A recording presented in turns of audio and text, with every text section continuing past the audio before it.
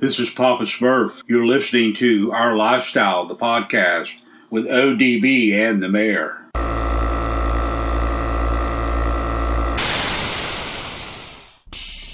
This podcast is brought to you by Custom Car Show Productions, which includes 4 annual car and truck shows. Search Google or Facebook for more information on these CCSP events. Orange Beach Invasion, which is in Orange Beach, Alabama, mid-March. After Hours Car and Truck Show, Mobile, Alabama, mid-May. Scraping the Coast in Biloxi, Mississippi, each June.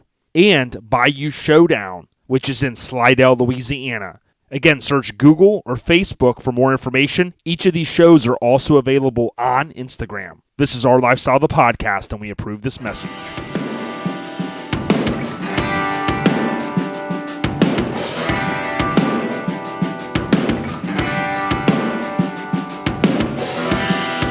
I'm so happy you found a place that's better for you. Yo, it's Our Lifestyle, the podcast, episode 211. Cannot believe it. We rolled in with Mammoth WVH, an amazing song. Check it out. Wolf Van Halen, a little bit more on that later. And, man, this episode is so jam-packed. We got the overview brought to you by Graphics Mafia. If you're in the need for some decals for your club or some one-off type things, go to Graphics with an X, Graphics Mafia, and let Ryan and Buddy know that we sent you. But we got Mickey Mike the Mayor. I think, did you dial in, or are you how gallivanting slinging the mail? No, homie, done with the mail, done with customers that don't know how to turn their outside lights on. Man, what a... dude, it just cracks me up, man. It absolutely cracks me up. No matter how much money you have, when it comes to common sense, some of these people just don't have it. And thank God they don't listen to this, because he'd probably fire me. But, you know, you would think that a guy that was a lawyer and owned a law firm would be able to turn on his outside lights. And his wife he called his wife, said, you need to have somebody repair these, get them fixed, because I can't see shit outside. And my dumbass goes over there, hits the on switch, and it's amazing. They worked, and they came on. Don't get me started, man. Don't get me started. Yeah. So, dude, it was just like, but I tell you what, just like we talked about earlier, man, it has been an absolute gorgeous, gorgeous day. This whole week has been gorgeous. So compared to last week and now this weather we have this week, man, it's like night and day compared to, you know, the shit weather we had last week. Yeah, and it's been just a crazy year. Hopefully we can get through the rest of it another, I don't know, give or take 40 days or so, a little bit more than that, but you catch the drift. But Mike, speaking of kind of pivoting off of that and the weather, dude, this weekend you're going to gallivant on right on up 75 over to, keep me honest, I-10, hit Interstate 10 to Texas, like some Master P would say. And you're going to be over in Slidell, Louisiana. Are you going to be banging the No Limit Soldier, maybe put on some old school TRU and just be, you know, about it when you're riding out there like I do? You when you go through a new city, you rep the music from the city. Well, unfortunately, we're not going to be driving, but we are going to be flying. No way. You're not flying. Brother, I wouldn't lie to you. Dude, it cost us, I want to say Shannon booked us round-trip flights into New Orleans with a rent-a-car, $158. That's crazy. Well, I cannot wait to see all the photos. I know you're going to be helping out Greg Miller and Sean and the rest of the Custom Car Show Productions crew. I know All Time Low is going to be out there. You're going to be slinging the photos. That's going to be pretty cool. Now, this episode, everyone, want to let you guys know, I posted a video on Wednesday evening, and we confirmed we did finish the audio with Bill Hancock, the Bill Hancock.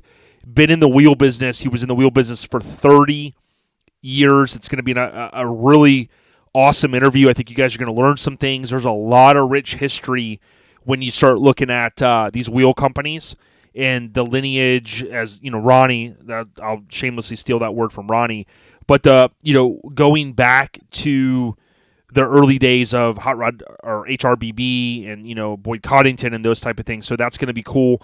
Mike, we're also going to have a little bit of audio that we did with Ruben. So Ruben helps with the interview. We have Ruben. We did some separate audio for Dino's Get Down. He was boots on the ground. And if all goes well, we're going to link up with Chad Moss a little bit to talk about the show that just transpired in Texas, Layin At The Lake. Chad has been trying to kind of link up with us, and we kind of feel like, hey, end of the year, let's do a little bit of talk with him about his show. So really a jam-packed episode, Mike, for 211. Yeah, dude, this is definitely, and I'm excited to hear the Bill Hancock interview. Obviously, he's been around for a long time, and I'm sure there's plenty of stories. And I love me some stories. And talking about old mini truck stories, man, I got to give a shout out to our boys over at Lowest Common Denominator podcast, because those hillbillies over there have some of the best stories, mini truck stories, non-stories. But I do got to disagree. First, they told me Mountain Dew shrinks my testicles, so I stopped with the Mountain Dew. And now they're telling me that Dr. Pepper is a redneck soda. So I don't know what to do, Jay. I don't know what to drink.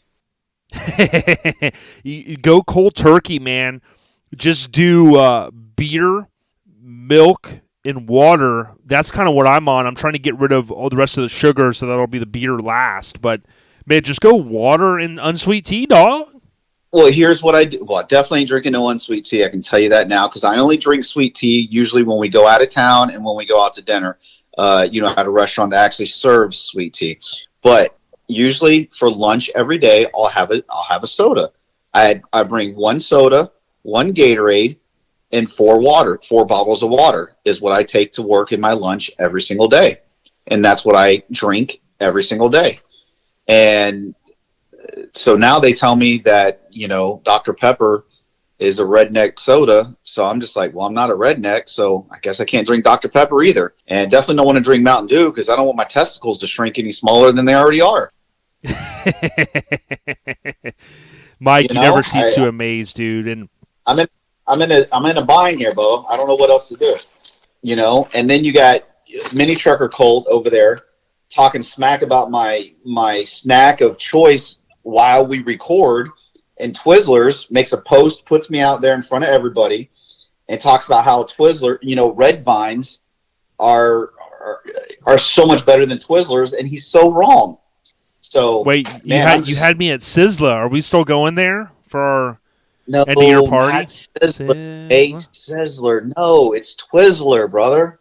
Well, listen. Speaking of that, I want to thank Don Dizzy Davis. He works back closely with the Spark Show for all the Photoshop work that he does for us. There's a lot of movies, Mike, that you still haven't started watching.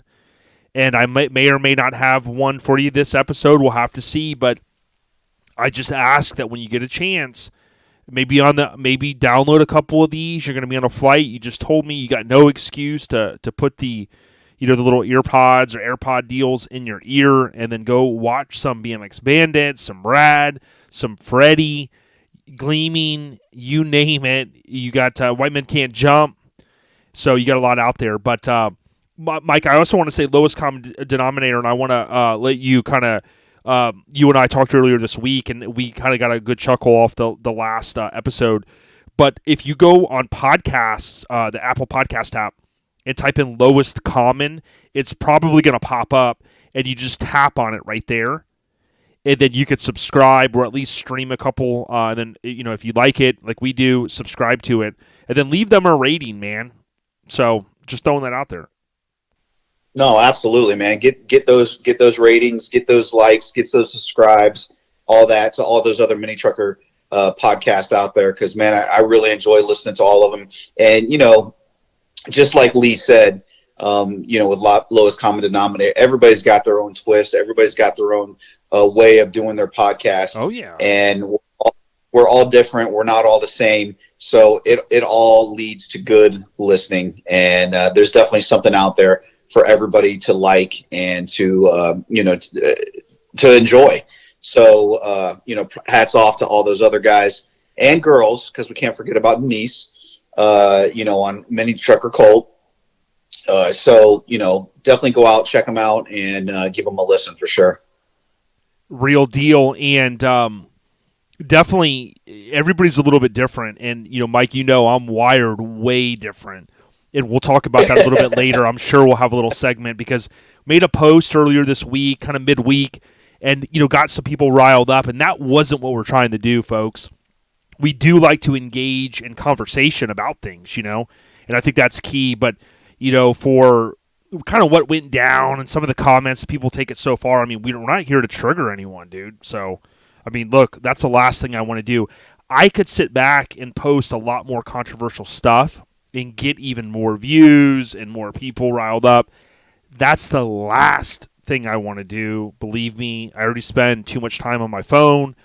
I'm trying to put the phone down even more and use the tools that I can so I can just relax a little bit, man. You hit your 40s and, like Eminem, he said, when I hit my 40s like an alcoholic, the little double entendre. Once you hit your 40s, you just want to slow down a little bit, man. Don't take things so serious, right, Mike?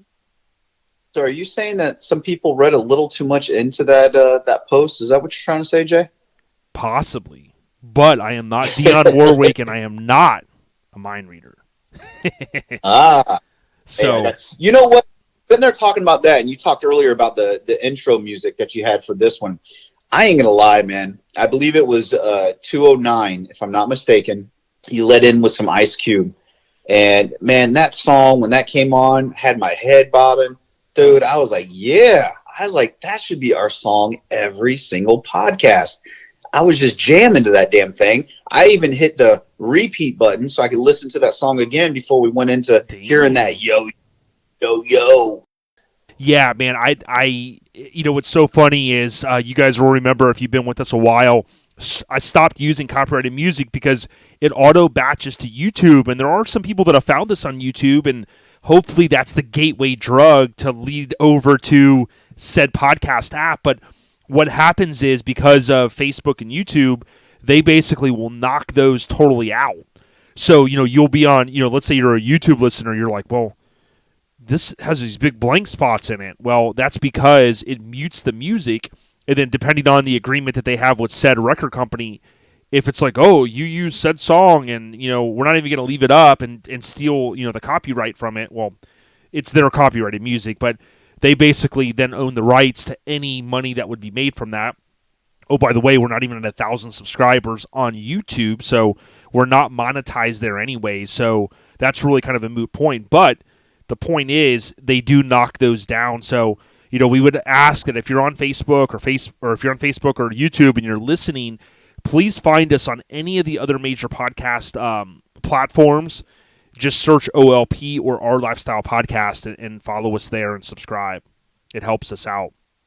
But again, Mike, this overview of this episode, which is kind of a little long, was brought to you by our family at Graphics Mafia. Please, it's graphics with an X, mafia.com. If you're looking to maybe add your Instagram handle or whatnot to your vehicle, a lot of guys are doing this now. That way people can tag you. You can reach out to them. They do all kinds of different stuff: square, rectangle, cut, printed, die cut, stickers, you name it. They could do some custom stuff, even for your business. So it's graphicsmafia.com. Now, Mike, all jokes aside, the last episode, just wanted to kind of skim through this one. Last episode 210, we, you and I got a chance to really kind of sit down and just, shoot the shit. And we've done that a couple times this month, and it was kind of refreshing. We also had Ruben on, and I thought it was pretty cool that he was setting the goal to get out to Dino's Get Down. And here we are on this episode a little bit later. You'll hear from him. He was able to make it out, Mike. Dude, I seen a lot of the pictures. There was a shit ton of trucks out there. It looked like those guys had an awesome time. And, props to, Dino and the whole crew for being able to do what they do out there. And, dude, they had people coming from everywhere. So definitely looks like a show that you want to get out to and attend for sure. couldn't agree more, Mike. And this overview isn't as in depth for the last episode because it was primarily Mike and I speaking. But we would ask that for this overview, if you want to support the real deal, please go to hammeredweekendwear.com. That's HAMMERD weekendwear.com.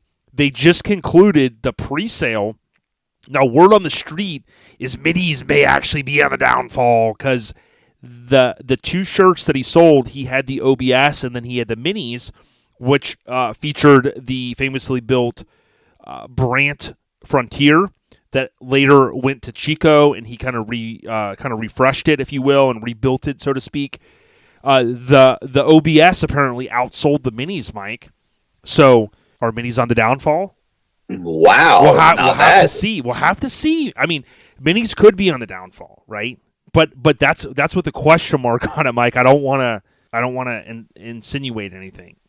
Oh man, hey, that question mark. It's supposed to mean so much, but obviously it meant nothing. Doesn't that go that people read what they want to read? Yeah, and it goes back to like on Jeopardy. How like everything goes up. How they roll into, you got to say what is, that type of thing. It's based upon, it's a clue. And, yeah, I mean, I got to get better at those posts. Now, we'll talk more about that, Mike. I just, we'll talk more about it.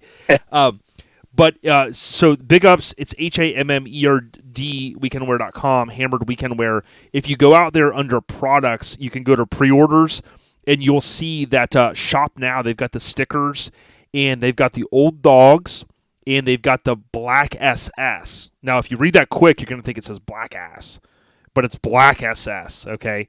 And you can go out there, and you can order the banners right now. I think what he does, Mike, is the shirts, he waits until he physically gets them. So when the presale ends, you're out until any extras come in, and then he uploads those. But you can order the banners. I tell you what, the Frontier on the shirt and the banner looks amazing. So big ups to our family. We're getting Ron Perkins at Hammered Weekend Wear. So Mike, let's roll into the general updates. And dude, man, I'm going to go ahead and let you kick it off. I know last week you talked a little bit about Profab. You talked a little bit about the Mazda that's apparently on the rise. But anything else you want to share besides, we don't want to hear about the weather anymore, dude. I mean, you shared that already. Gotcha. 10-4. Won't talk anything about how gorgeous it is outside.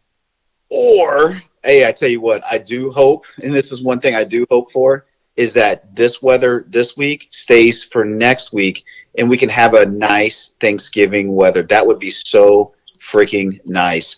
But anyway, enough about the weather that you told me not to talk about. Is guys, I just got my artwork back for After Dark. Holy shit, there's a couple changes I'm going to do, but good Lord, Graphic Disorder absolutely knocked it out of the park like they always do. Eric is the freaking man and team, and I can't wait to share this and let everybody else see it. I think there's going to be some happy people out there, especially the two guys that their vehicles made it on to the show shirts, to the artwork. So I definitely look forward to sharing that. And yeah, Profab. My truck actually will be done at Profab this Friday, and Ryan will be dropping it off over at Mr. Lopez's house. And then the following weekend, we're going to be taking it to the paint and body shop. So yeah, I definitely look forward to this finally happening and it getting done. So it's on its way, man. It's on its way. I look forward to it. I'm excited for you, homie. I know I give you a hard time a lot of times about, I still think you need to do the crew cab, hard top, removable, dually, LS swap, quick change rear end, hubless wheels. I think you got to do all that. Don't forget about the dancing bed. It's got to have a dancing bed too. Yeah, and speaking of that, I saw a guy the other day that posted, it was a truck, and he said, I was looking at hashtags, and he said, check out that dancing bed. And I looked at the truck, and I'm like, that's a tilt bed. It's not a dancing bed. Big difference. There's a big difference. Big difference. But yeah. In all seriousness, super excited for you, man. Mini's on the rise. You guys will never hear me say on the downfall unless I'm asking for people's opinion on that. And again, remember, that's your opinion, not mine. I love all minis, including the late 70s, although they're not my favorite with that crazy, you remember the topper styles, Mike, where they kind of went up real high? Yeah. Those are my least favorite minis, but those body dropped on the ground, dude, love them, except if they have Lambo doors. That's one of my least favorite mods. But my actual least favorite mod I'm going to talk about in a little bit. So, Mike, in all seriousness, this weekend we got the Lincoln Cruise. That's one reason why ODB will not be at Bayou Showdown. We do it the weekend of, basically the weekend that Kennedy was assassinated. Before he went to Dallas, he did make he made a trip to Tampa, and he was kind of here. So, with us being Lincoln fans, we said, well, let's do this. It's a third annual, and we're excited about it. The cool thing is it's available to all vehicles. So, some people were like, hey, I want to come cruise and that type of thing. Hey, dude, we don't hate on anything. We don't care what kind of mini truck you have. We even had a guy had a kind of like a stock Lincoln, and he cruised with us. And, we got a chance to meet him, I think, a year or two ago. Super cool dude. So, what it's about, Mike, is getting people together, and that's what we want to do. You know what I'm saying? So, excited about that. And then here's a fun fact. Today is the 18th, so we typically record our audio earlier in the week, but today's the 18th. 8 years ago today, Phil Gordon shot my truck that ultimately became the cover of Mini Truckin'. Bill and I briefly talk about Bada Bing because, he helped at the time at Colorado Custom with the wheels, so that's pretty cool. And so that was 2012, so 11/18, 2012. And then a year in 4 days from there, Mike, was the 22nd of 2013. So 11/22/2013. That was the fateful day that I got a call from someone that was not at the magazine that had heard a birdie. And he said, hey, did you hear the news? And I said, what news? And he said, your truck is going to be the mini truck of the year. It won the voting. And I was like, wow. And that was the day that Papa Smurf and I were downtown for the little thing that City of Tampa did for JFK, kind of commemorating his 50th anniversary, or the 50th anniversary of the fact not that he was, assassinated, but that he was here in Tampa in November of '63. So I know a little OCD, but those are a couple fun facts I wanted to share, Mike. No, and I'm glad you shared them because I didn't realize that it had been that long already. Yeah, and it was right after L&O of 2012. Phil said, hey, let's go shoot your truck. And I still didn't know if it was going to get the cover. I think a lot of people were like, oh, it's on the cover. But then when Phil started shooting it, he goes, well, hey, John Mata, which I got to tip my cap to. A lot of people, want to maybe say, John, hey, dude, he was the last mini trucking editor. But I got to give a lot of love to John Mata. Would love to have him on at some point. John said, hey, make sure you get some good vertical shots. And Phil was like, hey, that means that they will probably want to put it on the cover. So, really honored to have had that happen again 8 years ago. That popped up today in some of my photos on my iPhone. So I just wanted to kind of share that. But these general updates have been brought to you by our family at Viair Corp. Please, please, please, if you've got air suspension on your vehicle or you're going to bag it in the future, look no further than Viair. Go to one of the numerous vendors throughout the United States and buy the Viair compressors. You will be very thankful. I think Tony Boss Bolin, I think his internal compressor on the Indo CVT, just like many of them, is about to take a dump. And when you do that, you can work back with like switch suspension. I know they're doing the upgrades where they take out the internals and they reseal it, boom, put it back together, yada, yada, yada. But just know Viair's got you covered. You're not going to have to worry about that. And those new 2.0 compressors, Mike, are very quiet. I'm going to be running those on Smuggler's Blues. So big ups to Viair. Yes, sir. Always supporting the scene. And you had mentioned earlier, and I know you had already said this, but definitely mad props to our boy Don Dizzy.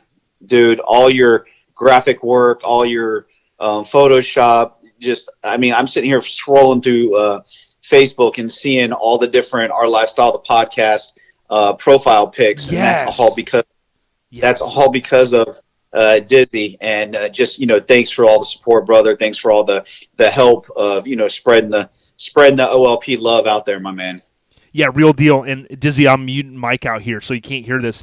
He was really mother effing you this week about all the memes. So just know. Okay, Mike, I got you back here. Yeah, man, thank you, Dizzy. We really appreciate that, right, Mike? Oh, absolutely. What did you have to mute me for? I thought no. Did you just go mute? No, that was I was coughing. Yeah, everything's good. Oh, Mike. okay. I just all right. No. That's cool. So next, there for a minute, I didn't hear anything, so that's why I thought you had muted me. No, there was the dog needed to go out. I know I don't have a dog, but the dog had to go outside. Okay. Hey, I didn't think you had a dog, Jay. Yeah, dog pound, Snoop, Dre, you know what I'm saying? I think. Oh, okay. All right. Cool. So let's roll into the scene updates, Mike. And before we jump in and talk a little bit about the new All-Time Low magazine, which we're so stoked about, I want to say, hey, in all seriousness, we joked a little bit earlier. We did make a post. Let me rephrase that. I made a post earlier this week. I was falling asleep on Tuesday, and I saw a cool thread. I started reading it, and I was like, damn, this website's really going hard on mini trucks. So I saved the photos. I gave credit like I always do, like 99.99999% of the time we give photo credit because that's just what we do. And the truck was, Mike, it was a truck that maybe isn't going to be people's favorites, but if you all think back to about a little less than 5.5 years we've been doing this, we are pretty much, we rarely make controversial posts, right? We rarely do, and there's nothing against people that do the, hey, this one or this one, top or bottom. A lot of that is to drive engagement, right? So what I did was I posted, and there, from Freddie, there's the famous quote, "What in the name of holy creation?" Right? So started with that. That's from Freddie, for those that didn't know. And I posed the question, minis on the downfall, ? And there was, Mike, I think you've seen it by now, on Instagram, including our comments, there's like over 60 comments. I mean, that's a lot for a post, especially on a mini truck page, right? And, of course, that matches to Facebook, and there's a lot of engagement there. And a lot of people, if you go back and look at the comments, I've agreed with some of them. Some people are like, oh, that's not really my style, but I can appreciate the work that went into it. Yep, hey, thumbs up, I agree, man, thanks for the comment, that type of thing. We, Mike, just to be clear, because I'm speaking on behalf of you at this point because we're talking about OLP, we were not trying to say that we don't like that truck or whatever. I am not a fan of Lambo doors, okay? Even on Lamborghinis, I'm not even a Lamborghini fan, right? I guess I'm not a true car guy, but seriously, when it comes to minis, we love minis. As long as the trucks are safe, right, and they're not causing any danger to the public, right, with some of these crazy builds we've seen, we're like, well, dude, just get your truck bagged right, that type of thing. But in all seriousness, the thing that I actually was trying to do, Mike, is I copied and pasted, not even a paragraph, but several sentences. And thedrive.com, this is what irked me the most about the post, because they're basically making fun of mini trucks, or this truck. They said, posted on Facebook Marketplace under the Tacoma name, which Toyota didn't use until 95. This pickup is a hacked up, highly customized lowrider that's extremely out there, even for the proud culture that keeps kids out of gangs. And I read that and I was like, man, that's, they're obviously trying to trigger people, right? So I posted it thinking somebody was going to be like, well, yeah, that's pretty fucked up, the way they posted it. Now, someone made a comment, and I totally get it on Facebook, like you can't always put the dollar amount you want in. The same thing, for whatever reason, for some of these years, you can't pick Tacoma. Or you can't pick Toyota pickup. It's only Tacoma, that type of thing, right? So, anyways, Mike, I'm not going to spend much more time on it, but I just want people to know that when we post something, if we go, hey, our mini's on the downfall, we're looking for your comments on it. So when I got home earlier, I spent 5 minutes. I dug out July 2002 street trucks. For the record, no disrespect to the people at Street Trucks, including Brian and these guys back from that era. This was my least favorite cover of all time for Street Trucks, okay? Joe Greaves, who shot my truck one time, he shot this famously, as he always does on the beach. I saw this truck at Spring Fling back in the day. It's not my favorite full-size Chevy. It's not my favorite OBS. Not a fan of the grill and that type of thing. But it doesn't mean, Mike, that I disrespect, the truck or the amount of work into it. This one was called Dare to Be Different. Brian McCormick, I remember reading this all those years ago. He actually spoke about how it's better to have something that's done and finished that's different than not have anything at all. And I totally agree with that. So, again, you could look at it like, were we poking a little bit of fun? Maybe it had a little too many mods. Sure. That's just our opinion, folks. Okay? There's a lot of other pages out there that make all of their engagement based upon controversial stuff or top versus bottom or, look at this piece of crap versus this. We don't do that stuff, okay? We had a little bit of fun. It's Wacky Wednesday, whatever the hell you want to call it. And that's all it was, okay? We're not disrespecting minis. We're surely not disrespecting the work that people put into it. Because, Mike, I've said this before. I don't know how to do any of it, okay? I suck when it comes to fabrication. I can't do any of it, and that's why I rely upon some of the pros like Jimmy Graham at Jimmy's Rod and Customs. I can't do it, so I just want to clear the air, Mike. It was a fun post. That was what we were trying to do, really trying to spark engagement. And, Mike, I think it has more comments than any other post that we've done this year, and it obviously worked in that manner. No disrespect to the owner or whoever owns that crazy mini truck. And my last question for you, will you please put Lambo doors on your Mazda, dude? That would be a negative. Dude, you got to. Yeah, no, that's not happening. I'm sorry, Jay. Sorry, Jay. All right, so that's my word. I posted a video earlier this week. As soon as I got home, it took me again a few minutes to find this one. Love Joe Greaves, great guy. He always talked to my pops. He shot this cover. It's a very, very cool issue. Just not my favorite truck, just like kind of what we posted earlier. But I did say this. My least favorite mod of all time, some of you know, is the shaved extended cab windows, or in the same category where people will take the back window of an extended cab truck, they'll shave the whole thing, and then they'll put like either the round little kind of old van window in it, Mike, or they will put like the diamond in the back. Look, the OEM's got it right. If you got an extended cab or extra cab or whatever you want to call it cab, my opinion, I appreciate the work when you guys do it. I'm just not a fan of the extended cab shaved rear windows. And that's my story, and I'm sticking to it. There you go. And hey, just like everybody says, you are definitely allowed to your opinion. You don't have to like your opinion. You don't have to agree with your opinion. But don't start with the respect thing and I don't respect you no more and I don't this and I don't that. Guys, it'll be okay. It'll be all right. Real deal. So the few other things that we had to share from the general update, from a scene update standpoint, Mike, I haven't got a chance. I think on the next episode, we can go through the All-Time Low magazine front to back. The new issue, mine came on Monday this week, so issue 26, which is technically October of 2020. You have an awesome cover, Neil Stark on the front with the awesome, awesome truck, the 74 Courier. You, of course, have the Tacoma on the back. Then you have a plethora of other vehicles on here. Oftentimes people ask, hey, how do I get the magazine? It's atlmagazine.com. Know that the prices are they're going to be a little bit higher than your normal newsstand edition because this is a big conglomerate of a media organization, right? They're on the rise, which we appreciate.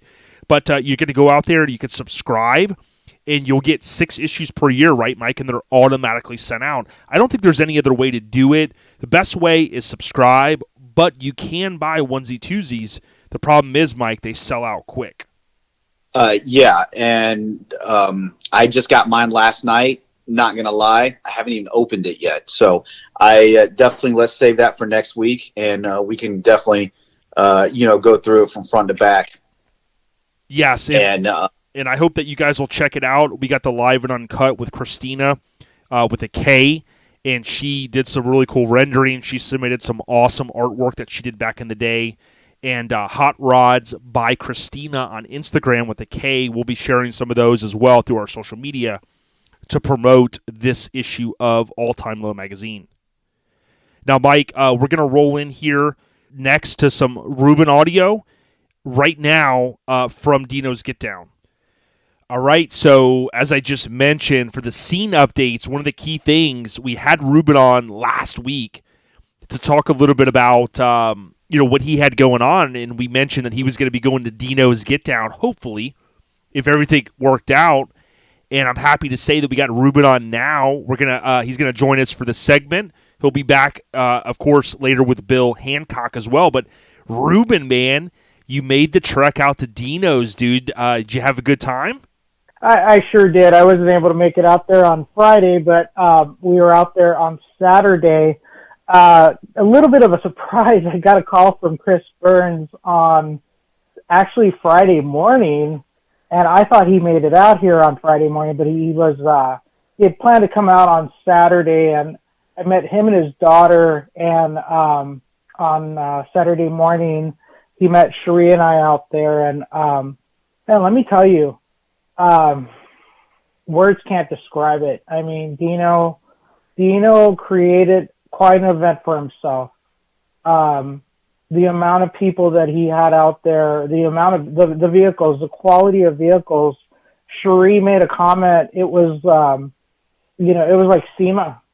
The vendors that were out there, the quality of the rides that were out there. It was SEMA-esque. And he had asked everyone to have masks on and kind of stay socially distant. And everyone did had a mask on and was respectful of that, and man, the guy can pull off an event, in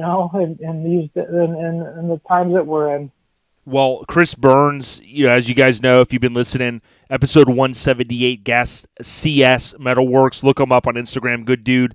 It's cool that you guys linked up. I know you're good friends and whatnot, and you bring up an interesting, when you say SEMA, and he kind of had that SEMA-esque feel. We all know that SEMA has grown so much, and then oftentimes there's so much parking even on the outside.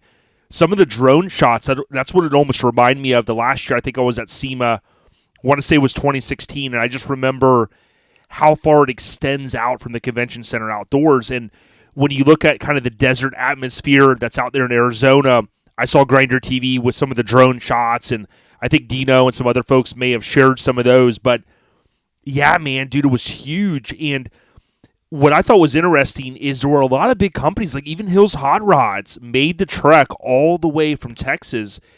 He's got some firepower behind, his whole kind of force, and what he's doing and what he's driving. Right. I mean, Hills was out there. Deltec was out there from Central California, or Central California. Like I said, there were a lot of major manufacturers.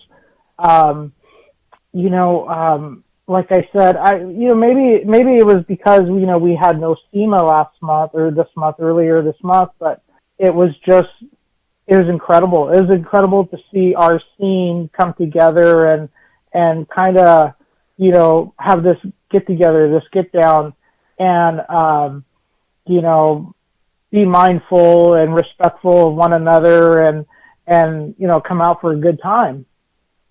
Excellent, man. It really had a vibe, I think, of with the big vendors there. So often, shows in, dare I say, like a parking lot like that. I know Severn in the Southwest, that last time I was there was at Castles and Coasters, and it had a parking lot feel, but it's a lot bigger than that, of course. So oftentimes, it always seems, at least in my mind, that those events, to get the big dogs to come out, again, that's pretty awesome. And it had the vendors, it had people you could go there, buy the bags, buy some suspension, link up with different people. I think Acme Chassis was out there. I saw one of the photos. We had seen a chassis that they, or their booth at Lone Star Throwdown. So that was cool. So, I mean, you got, as you know, Ruben, you got so many awesome vendors out there. So that was pretty cool. Were you able to, besides the homie Chris, of course, any other kinfolk that you got a chance to link up with? I'm sure you saw a lot of people. Well, okay. Well, you mentioned Brian from Grinder TV.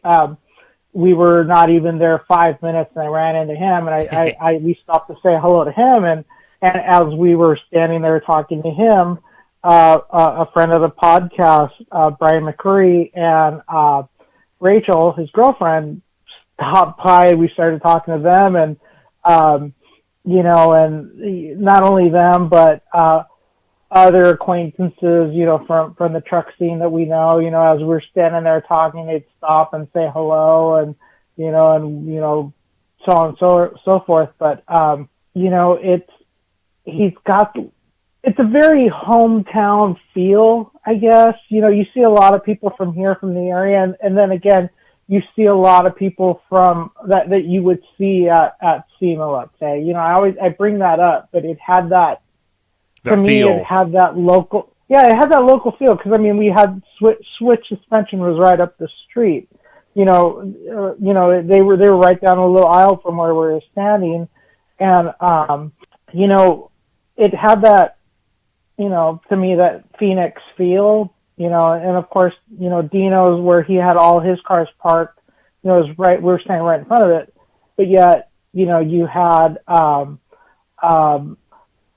Hot Rod, Beltec, you know, and all these other people. You had license plates from like all over the Southwest and California and whatnot, and it just, again, had that SEMA feel to me. Excellent. I couldn't believe all the videos. Obviously, you know, folks taking off early in the week, and I mean, this, you know, we're talking before Thanksgiving week, so you know, people from far and wide, as Outcast said, they came from far and wide. The people, they showed up, and obviously driving these rigs. I mean, some of them with the factory motors and stuff. I mean, just the amount of fuel and the amount of people from around the country. I mean, if you added up all the miles, whether you were local or out of state, I mean, dude, it was amazing. What was the kind of the feeling there? I mean, I know you were there, you know, for several hours, but did you kind of feel like, man, you know, this is going to continue to grow? I mean, obviously, you know, Ronnie over at C10 Talk, OBS Talk, and, you know, his podcasts, he's, you know, in with, you know, Dino's his bud, and Dino was recently on his podcast. But, I mean, I look at the aerial coverage and I go, I mean, this is going to turn into something bigger. I mean, and you already see how big it is. And I wonder if you think that if he's going to keep it like this size, or do you think it's going to turn into something like what Cal Truck Jam used to be? You know, I thought about that. I honestly was thinking about that, and you know, it's the only way I could describe this, Jay, is like letting off a nuclear explosion. The genie's out of the bottle, and it's going to grow bigger than what he's got, and he's going to have it out in the middle of the desert somewhere. I mean, because it's pretty much almost overtaking this facility that he's got it at, and I don't know where he could find somewhere bigger than this, you know, to have it, you know, and the place where he's at, it's almost like the stadium is next door where the Cardinals play, and it's like there's movie theaters and restaurants and you know, that sort of thing. There's shopping. It's like an outside mall, and it's the adjacent parking area for it. So I can't imagine a parking lot bigger than this. So Understood. You know, to your question, it would have to be on the desert somewhere, you know. I know, right? Well, you know, I'm sure he's going to set his sights and set his goals on where he wants to go. I thought it was interesting that, you know, of course, Broey, we've had him on. He works over at Square Body Syndicate. What I thought was cool was he had posted up his truck is, you know, of course, he sold it for those that didn't know. And Eddie, I think it's Eddie Motorsports. So what I did is I typed in DINOS, and that's, of course, he's got the official Instagram there. And then you can look at all the photos that he's tagged in, because a lot of people are going to tag whatever show they're at. And, you know, you had Got CPR out there. You know, I've exchanged messages with him. He's a good dude.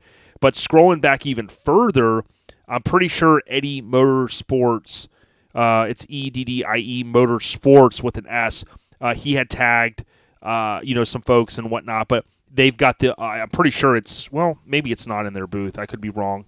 But they had posted a photo of the famous Mongoose-themed truck that Broey owned and kind of built and whatnot. I thought that was kind of cool.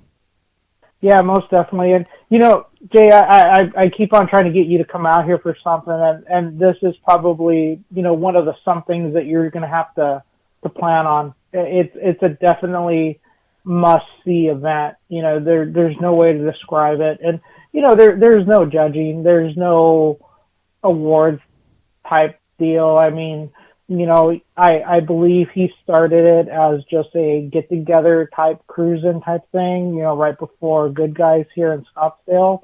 And it's just, again, grown out of control. But it's something you got to come and see, buddy.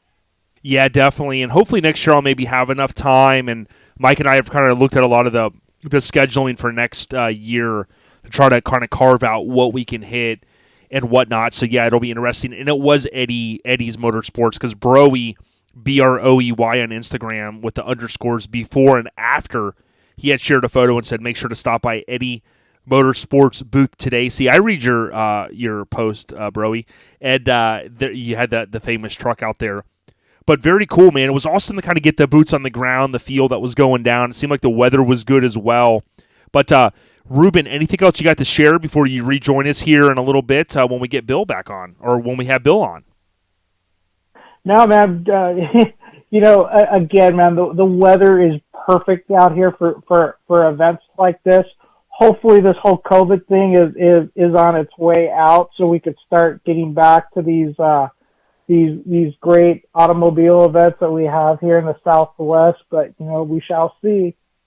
Amen, brother. And make sure everyone check out C1500 Nonsense. That's Ruben's other page. And, of course, he was sharing a lot of content. He goes to as many shows as he can, and we love seeing what you share, homie. So we'll be looking forward to having you back on just a little bit later in the show with the audio with Mr. Bill Hancock, brother. Thanks, buddy. Appreciate it. All right. Back to Miggity Mike and I. All right, Mike, so that's pretty cool. We got a chance to hear from Ruben. He said it was freaking awesome out there, so big ups to Ruben. Thanks for coming on, homie. Mike, I know you gave a shout-out to the other podcast out there earlier. I'm going to look at the rest of my notes, but anything else that you're seeing from a scene update standpoint? Well, as far as a scene update, we do have the Bayou Showdown this weekend. Our boy Feltham Fab, Chad Luke have absolutely killed it on all these trophies. The last of the trophies from Feltham Fab, he's put out another video, and I believe you shared that earlier as well, the promoters' picks. Guys, the weather is going to be beautiful. Here I go about the weather again. I need to start being called the weatherman. It is going to be absolutely gorgeous in Slidell, Louisiana this weekend, and I definitely look forward to being out there. We're going to have a cornhole tournament out there, the king cake eating contest. So, guys, come out there. You got nothing else to do. Come out to Bayou Showdown this weekend, and let's have a kick-ass time out there on the Bayou. So definitely look that up, check it out, and hope to see you guys out there at Bayou Showdown. Now, Mike, it is still gallivanting. I want you to know, I was looking in the scorebook here. When you fly, it's still gallivanting. I want you to know, okay? Oh, okay. No, and that's fine. That's fine. I don't have a problem with that. And but just know that, guys, this is going to be number 14, I believe. Is it 14 or 15? Tick Mark Willie. How many does the Corvers have? Hey, I think this is like his 19th or some shit like that. Because he's still going to. We got in 2 weeks. The Stewart show. He had to move. Last Resort. And it's going to be December 12th through I believe it's the 12th and 13th that weekend. And so, and I know he's still going to be going to that one. So, yeah, he's definitely on. He's definitely got us this year. We'll see what we can do for next year. But also hashtag Mini Movement has got that new shirt out, and it's on pre-order. Make sure you guys get out there. I've spent most of my money on mini trucks and women. The rest, I've wasted. Love it, dude. Dude, yes. That's a face tattoo right there, straight 2020. If I've heard one, man. So. Well, I don't know about face, but I would definitely say the neck. Yep, backwards in the mirror. misspell one Oh, word to absolutely. keep it real G. You know, like when they say no regrets. Like No regret. Yes. I've seen yes. people do that. I mean, not the club guys, but we've all seen that meme where the person has it supposedly on their neck and they spelled it wrong. It's like, holy crap. Well, So back or chest? Back or chest? Which one would you do? I don't know, man. I mean, dude, you do the chest like a big, like maybe like a big spread eagle, like the American, kind of eagle deal. I think that's Yeah. what you do on the chest. In the back, you go like kind of, like hardcore on the back, dude. Oh yeah. All right, so additionally, I want to say Dayton Cooper, a little shout out. The homie is in the new All Time Low magazine, so again, we'll cover that next week. But it says, young man, Dayton Cooper is blazing a trail into the scene. Photos and words, Rich Waterbin. So pretty cool stuff there. Dayton's a good dude, and he's got a cool name, And of man. course, I mean, future. Dayton's Dayton Wire Royals. I was just saying that is the future mini trucking podcast. Yeah, real deal. I know Scott was out, so we'll talk. Scott, he was out at Layin At The Lake, so we had saved that photo, and thanks to Jason Barbaglia and Diggity Dom, he also helped take photos. Yeah. They sent those over. He posted some as well. So to our family at Layin At The Lake, tip of the cap. Yes, sir. You think Dom? You think Dom's still sleeping with that OLP skate deck? Man, he loves that skate deck, man. He said he was going to start doing kick flips on it. I was like, hey, man, be careful. It's ballistic. So be careful. Yeah, David no, McGaudy, I know you gave this last episode. He did get more of the Ultimate Dash Plaque, the 2x2 enamel pin. And it features the famous Wyatt Strange. I know there's Courtney often gets a lot of credit, and it was recently reminded of me that that Clint Walker also wrote under, and I think others, maybe one or two other guys, wrote under that moniker Wyatt Strange. But this is cool. It's going for that Courtney Hallowell, the Tito Scholarship Fund, and look up David McGaughty, a former guest. If you're listening to this podcast, most of you are either friends with him, but he posted I was in a mini truck / car club in the 80s and 90s group. Give the homie some love, and he's got worldwide shipping. They're like $15 shipped, but if you're outside the country, you got to add 6 bones for the shipping. So very great cause. Well, he's raising the money for, what's he raising that money for, though, Jay? Yeah, the Tito Scholarship Fund. There you go. That's the main reason for all of this, because all the proceeds go back to that Tito's scholarship fund. And then also keeping it custom. Our boy Ryan was out there at Layin At The Lake 2020, and he's got that video. So definitely go look him up on YouTube, Keeping It Custom, and check out that awesome video that he just put out for Layin At The Lake. And then our boy Mini Truckin' Matt, he just got done editing his video from Mini Nats. So check out Mini Truckin' Matt on YouTube as well, and check out his video work that he did of Mini Truckin' Nats. Yeah, and Mike, we're at a great place, a great time in Mini Truck In, because when you think about whether you go on YouTube or you're rocking with us on a Friday, Saturday, or Sunday, or during the week or overnight, you've got podcasts, which we shouted out some of the others out there. You got plenty of clothing companies that are dropping stuff left and right, including Hammered Weekend Wear and Garage Gear Clothing. Man, it's just a great time to be a part of the scene. So look, we said a lot of crazy stuff. We always do. Let's just be positive, right? We know that, and let's bring the community together, and that's what it's about, man. So you just try to keep it real. And Mike, I know the street trucks. I want to go over maybe the next episode. We'll carve out some time too. We got Charlie Brown on the cover. I think I recently mentioned that, and it's a really good issue. It also has the Blazer, and I think James from #Mini Movement posted it. Phil Gordon shot Daniel Cumby's 95 GMC Blazer. I know that used to be an Acro, and I'm trying to remember. Yeah, it's still in Acro. Okay, very, very cool four-door Blazer, kind of a new school Blazer. It has Southern Tradition in it, which is on the cover. So we'll kind of go through that and kind of give our rundown. But again, it goes back to whether you want print with all time or street trucks, audio, visual. You really have it covered from all angles, and of course, plenty of shows nationwide, coast to coast. And we want to give a shout out to our title sponsor, Custom Car Show Productions, which includes Orange Beach Invasion every March, After Hours, which is typically in May, Scraping the Coast, coming in on nearly 2 decades every June, and then Biggity Bayou Showdown, which Mike will be at. That is every November. So more updates coming on the next episode. Yes, sir. Mike, next, let's go into the podcast updates. These are quick, but I want to give a huge thanks to Feltham Fab. When you think of Feltham, that's Feltham Fab, or also known as Feltham Fabrication.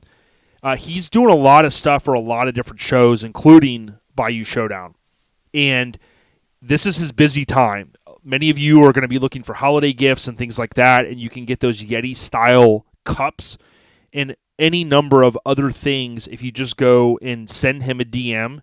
Remember, it goes down in the DM on Facebook or Instagram. And oh, by the way, he does paint graphics on vehicles. So whether it be a dually, a mini truck, a full size, you name it, Feltham Fabrication or Feltham Fab on Instagram. Mike, we don't have a lot of podcast updates. All I can say is Black Friday is coming. Oh, yes, it is definitely coming. And be on the lookout because we are going to have some Black Friday, Cyber Monday deals. And we also are going to be dropping that new here real soon. No way. The new? The new. And when you guys see this, I do believe you guys are going to recognize where we got this design from. And I think you guys are going to like it, appreciate it, and you're definitely going to like the price of these new coming out real soon. Yeah, brother. We also have a new podcast rating 5-star from GZ Anthony. Love the podcast. OLP in the mornings with a cup of coffee is a must on the drive to work. It's slammed, just how it sounds, SLAMMED. Number 2, TONE_GZ. So slammed, two-tone, G's. So big ups to the homie. Appreciate that. If you're on an Apple device, go to the podcast app, tap on library, scroll all the way down, tap the 5 stars, and then hit. If you want to go that far, thank you. If you want to go the one extra step, you simply tap on write a review, and then you can write something like what he just said. Leave your Insta, and we'll shout you out. So big ups to the homie. Oh yes, absolutely. Hey Jay, let's give a quick shout out to Kat Ruiz, Kat Fink. And this I seen, and I thought this was pretty freaking cool. You got guys that are doing renderings. You got guys that are painting custom vans. Well, how about putting a rendering on custom vans? Because that's what Kat's doing. So if you want to wear your rendering, go hit up Kat Ruiz and get her to put your rendering on some custom vans. They look pretty fucking cool if you ask me. Yeah, it's pretty cool stuff. And, she could even do, tattoos, right? No, I'm just kidding. She can do it all. Don't say that. Don't say that. Oh, sorry. No, she's probably saying that. She's listening going, dude, don't tell him I could do tattoos, I already got enough work here. I'm not trying to do anything extra. Well, I'm just saying, dude, the face tattoo that you want, I guarantee I'll do it for you. I love it, Mike. All right, so the new segment that we added, the 80s and 90s, brought to you by Welch's Chop Shop. This is usually a quick segment just to kind of hit on something 80s or 90s related. And there's really 2 quick things. One is kind of 70s related. Every Thanksgiving Eve is the anniversary of D.B. Cooper, who was the guy that famously hijacked an airplane and basically stole a lot of money and parachuted out of the plane, and he was never to be found or seen again, right? I've always kind of followed this. It's got a little mystery, mystique to it, but HBO is getting ready to launch at the end of this month. They're going to have a little series about that, Mike, and I've watched several, And I think people have it pretty much down to they know it's one of like 3 or 4 guys, you know. And I've seen a lot of facts about it. It's really intriguing. If you've never seen anything about it, definitely check it out. And then speaking of HBO, just this week, Mike, I think on the same day that this episode's dropping, you have The Fresh Prince of Bel-Air. It's the reunion. You've probably seen something come across your social media. HBO Max has been promoting it. I'm going to check it out. I'm from that era. I loved watching the show growing up. And those are just a few of the items in the new segment, 80s and 90s, brought to you by our family at Welch's Chop Shop. Mike, what do you think about those? Welch's Chop Shop does a great job of producing trophies and signs. And oh wait, is that what you were talking about? Welch's Chop Shop? Yeah, brother. I love me some Josh Welch, man. Him and his dad do awesome work. And if you are a show promoter and you are interested in trophies or metal signs or all of the above, definitely get with Josh Welch at Welch's Chop Shop, and he can make it happen for you. Yes. Now, next, we got the Airhead Nation updates. And this is brought to you by our family at Garage Gear Clothing. You can visit garagegearclothing.com for your holiday gifts. Prices so low, they don't even want us to say them here. You got to go out. They've got stickers. They've got onesies. They've got hatsies. They've got twosies. You name it. They've got it all. Go buy a shirt and add OLP to the notes. And, Mike, you already know this. Let everyone know how much the shipping is for the continental United States. You don't even have to get out that damn calculator and start punching numbers because it is absolutely free. That's FREE, free. Free 99. Yes, That's sir. 0 for those scoring. And let them know OLP sent you. And, Mike, this Airhead Nation goes out to everybody that's a listener or follower. Just next week is going to be Thanksgiving. We may have our episode out early next week. But just in case we don't, Mike, be the first to wish everyone a happy Thanksgiving. Hey, I just want to wish everyone a happy Turkey Day, and don't forget the football as well. One of my favorite days of the year, deep frying turkey. Oh, freaking love it. Everybody comes over, and yes, we're still having our big Friendsgiving at our house, and mask. Dude. I'm going to have a cleaning lady here, disinfecting the whole house the whole time people are here. Can't wait. We're going to have a damn good time. Dude, you know what you need? You know what you need, man? What do I You need to talk to Shannon and see about getting like a midwife. You know what I mean? And who? then she like a midwife. It's like it's usually a trained health professional who like kind of helps women during labor and, with like little kids and stuff.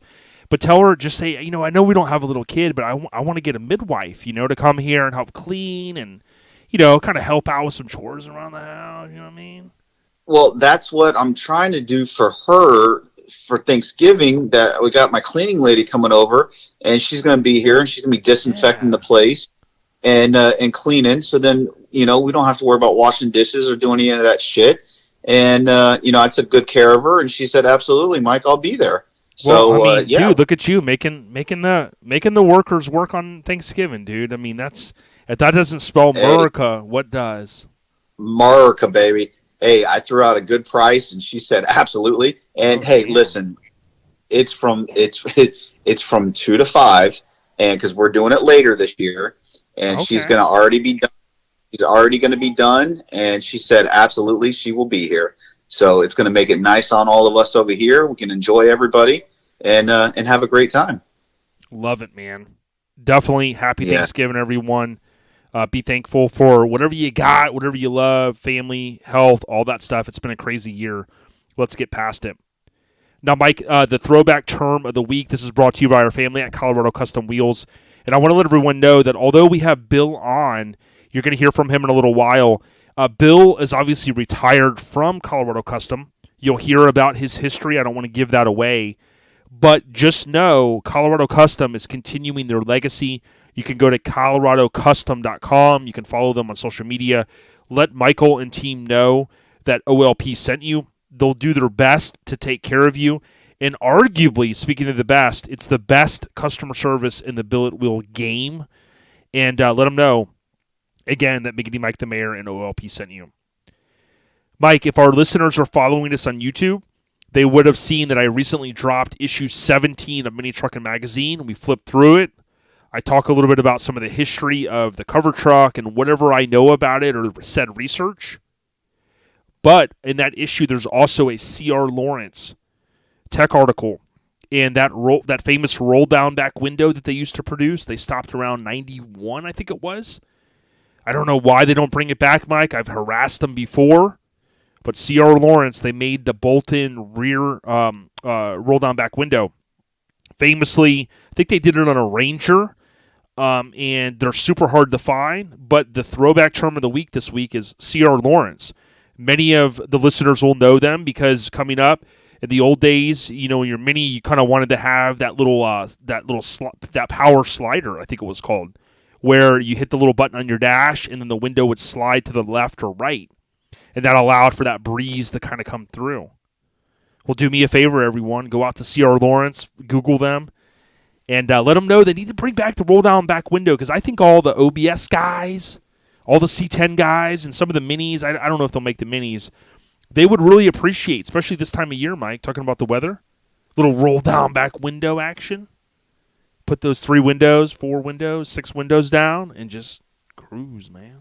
Right? Hey, that's what I'm talking about, because I'd love to have that in my damn Mazda. That'd be badass. I'm telling you, so C.R. Lawrence, Laurence, and spam their box. Don't tell them I sent you, but let them know ODB's favorite mod is the roll-down back window, and we need to bring these damn things back because they'll make a fortune, and we'll love it, and Mike, everything will be happy, right? Hey, and that's what we want. We want everybody to love everybody and everybody to be happy. 100. All right, we're going to wrap this up here quick now. Mike, what we're going to do is I'm going to cover the last segment, and then I'm going to roll into some audio. We will roll in with Chad and Boss, and then I'll finish covering the show updates after that point, and then we'll have Bill Hancock, his audio. But, Mike, what's trending in social media? And we talked about All Time Low magazine earlier, but atlmagazine.com, you can subscribe or buy/purchase individual issues. You can also buy merchandise, so buy a hat, a koozie, a sticker, and let them know OLP sent you. They are great people. Love some All Time Low magazine. Love the new binding. This is the second issue with the new binding, and it's on top of their game. They're on top of their game. Mike, I'm going to ask you, man, kind of just generally, I know one topic that was trending from last Sunday, and it had to do with a famous catch at the end of the game. Did you happen to see that one? Brother, of course I seen that one. But something I haven't talked about in a while, and all my guys that are in this fantasy football, OLP fantasy football league with myself are like, Mike, you don't talk about us no more. What the hell's going on? Well, guys, I was sitting at top of this fantasy football league. Remember when I was in like 8th place? Remember that, Jay? Yeah, you still are, I heard. Well, guess what? I was in 1st place. And, of course, our boy Corey Floyd just beat me this past week and knocked me down to 3rd. So we actually have 3 teams right now that are tied for 1st place. Joey, Aftermath, Gnome, Corey, and me, myself, 7-3, tied for 1st place. And, of course, our boy, Trust the Process. He's still trusting that process. And Big Tonka are tied in 2nd with a 6-4 record. You remember our boy Hammered Weekend Wear? Remember when he was in 1st place at one time? Yeah, he still is, right? Well, guess what? He's lost 6 in a row now, and he's all the way down to 7th place. And Ron, your season's over, homie. So you suck. Get out of here. Remember Made of Steel? That's disrespectful. It was Hank the whole time. It was Hank, dude. Whatever. Ron needs to spend more time about his fantasy team than worrying about these damn flannels. Because guess what, Ron? It's not cold enough to wear flannels, okay? I mean, in Florida. And Made of Steel, you remember Dizzy and Made of Steel were in last place? Yeah. And they couldn't win a game. Well, guess what? They're still down at the bottom. They still suck. Hasn't nothing changed since I stopped talking about them. But, Dizzy's won 3 games now, and Made of Steel he's won 4 games. Big deal. They ain't going to the playoffs. They might as well just go ahead and pack it up and forget about it and hope that we even let them into the league again next year. But damn, Aftermath Joey is still, he's always been at the top pretty much all year. He's back at the 1st spot right now. but Trust the Process still has the highest point total, and he just has not been lucky because a lot of this stuff, not only is it you have to be good and you have to, work the waiver wire, but you have to be lucky. And trust the process. You better keep trusting that process and keep on going, buddy, because you have scored the most points in the league, and you are down in 4th place right now. So, guys, that's the wrap, and this is week 11, and we got 2 more weeks and the playoffs start. So, guys, y'all better – this is it, guys. Y'all better get in or get out because it's coming down to the end. Can you just get Jim Moore to come on and just say playoffs? I mean, then I'm good. Playoffs? Yeah. We're just trying to win a game, aren't we? Best saying ever. But, yes, the Cardinals, last second, 6 seconds on the clock, throws it up. Ron's more worried about his actual Arizona Cardinals than what he is about his fantasy football team because, dude, his fantasy football team is in the shitter right now. And he's lost 6 in a row, man. He's doing horrible. He needs to let Hank quit, making all these picks and setting his lineup. And he needs to go back to setting his lineup because he went 4-0 and now he's 4-6. So, Ron, Jason, we're going to have to make some decisions on who we're actually going to have back in this league again next year. Because actually, I think what Jason decided is, and that's Jason Weiss, of course, he's the commissioner of this, that the team that finishes in last place actually at mini nats next year, because pretty much everybody that's in this league will be at mini nats next year, has to buy everybody else dinner. So whoever's in last place, man, you better get ready to pay up. Damn, man. Damn. Well, I know I'm not going to be in it, man, because I'm trying to put my phone down even more. Because when I start posting crazy stuff, I'm pissing people off. That's not my intention. I'm serious. That's all I got for you. That's all I got for you with the OLP Fantasy Football League. And all I know is I'm right where I need to be, and I'll be taking that. That trophy home this year. That's all I know. Damn, right where you need to be. All right. Well, atlmagazine.com, order a subscription, or don't take our word for it. Remember reading Rainbow? He said, don't take my word for it. Go ahead and read it. We'll go out there and just read an issue. Buy one, check it out. If you love it, like we know you will, you'll end up subscribing. It's a fair price for kind of an underground, up-and-coming, homegrown magazine, which we truly love, All Time Low magazine. So, Mike, here's the way the rest of it. I'll just recap here. We covered a lot of stuff, 211. And what we're going to do is we're going to roll in now with some audio from Chad Moss that'll kind of bring us into our key show updates, right? Because, we do have some upcoming shows really as we get into the rest of or start of 2021, with Lone Star Throwdown, with Orange Beach Invasion, After Hours, After Dark, all of those shows. So I'll talk a little bit about those as we lead into Chad's audio from Layin At The Lake. And, hopefully maybe we can make it out there next year. I know November's a tough month for us, Mike, but certainly appreciate your time. And, man, keep the pedal stomped, dude. And I don't know what else I got, bro. Hey, brother, always appreciate you. And, hey, Airhead Nation, with that being said, we at you. On to the next one. Peace. Yo, so as we mentioned there with Miggity Mike and I, basically want to give a quick rundown, then we're going to roll in. I'm going to call Chad here in just a second. But many of you kind of say, hey, man, what are the key shows? And if you go to our website, ourlifestylepodcast.com, you should be able to, on the left menu, whether you're on your phone or your computer, click on the official OLP show calendar. And then once you go there, tap where it says click here to subscribe. You should get a pop-up, and it should say, boom, you're subscribed. There's a lot of shows next year, and I'm going to just kind of give you a rundown of the first quarter. Now, the way it's going to go down is we're going to be at After Dark Mike Show on February 13th in Clearwater. Lone Star Throwdown 2 weeks later in Conroe, Texas. Now, it's the 10th anniversary, and Lonnie and Radar want to see more mini trucks.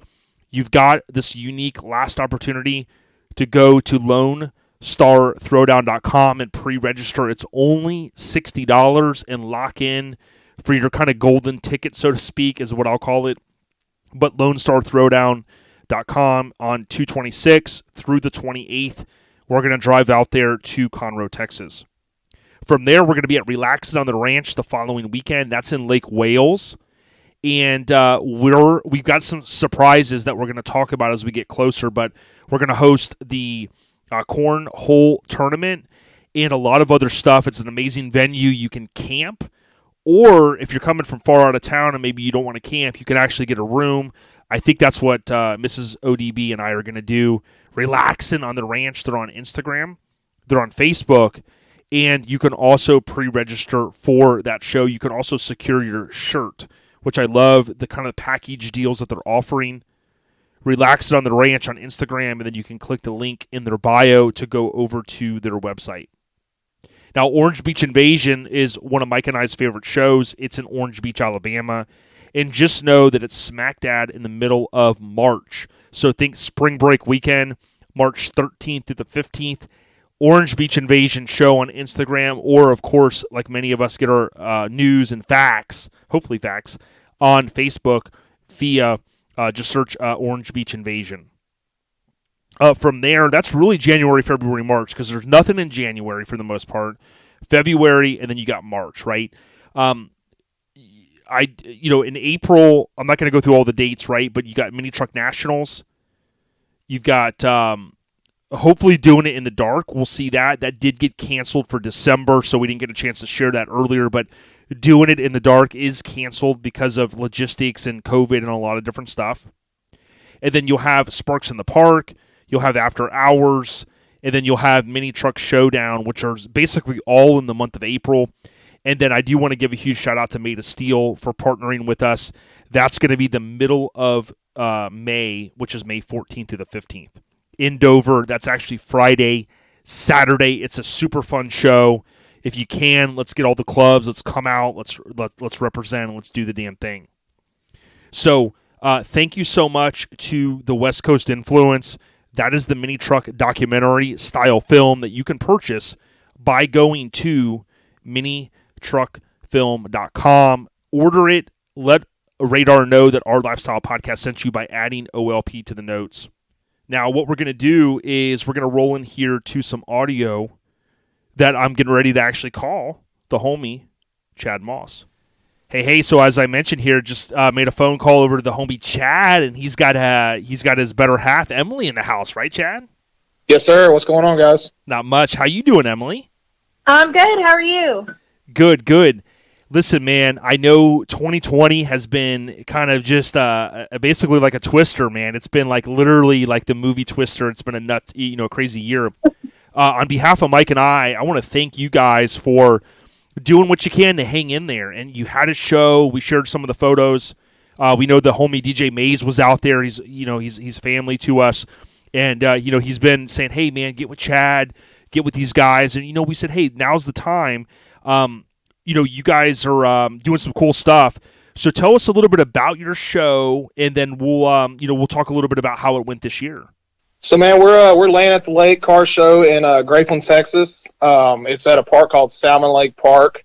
Man, it's a little bit different than your average show, man. There's 22 on-site cabins that are actually buildings from like the 40s, 50s, and 60s, man, that this guy, the original owner, used to move houses, man. He scooped up all these old school buildings and renovated them, and it's almost set up like a little western town, man. So we landed the show there because I grew up in that community, wanted to take something back home to give back to the community. And man, it's just the perfect laid back spot for a car show, man. It's got like 300 plus RV hookups, man. I mean, there's plenty of room out there for a car show, man. So it's just super laid back, man. Something that you can bring your whole family out to and have a great time.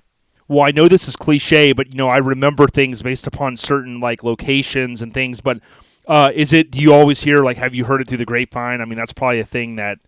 Right. Yeah, absolutely. You'd probably like, okay, none of that. It's like every time we have someone from Australia, we're always like, yeah, land down under, and they're probably like, okay, this is like so worn out. Right. But when I go on Google Maps, which is one of my favorite apps, you guys are just like sandwiched between Fort Worth and Dallas, but north of there, right? Yeah, we're actually about dead middle, man, between Dallas and Houston. So we're pretty much dead center between the two of the biggest cities in Texas. Yeah, man, and Texas is a damn big state. So, I'd like to ask, someone that I maybe recently met, like you, that you and your wife are show promoters. Why don't you or Emily explain to us, like, what was the reason that you started Layin at the Lake? We kicked around the idea, 4 years ago, starting a car show, and Chad had taken me back to his hometown in Elkhart, which is, 15 minutes from Salmon Lake Park where the show is at. And when we kicked around the idea, he was like, well, I think this would be the perfect place to do this.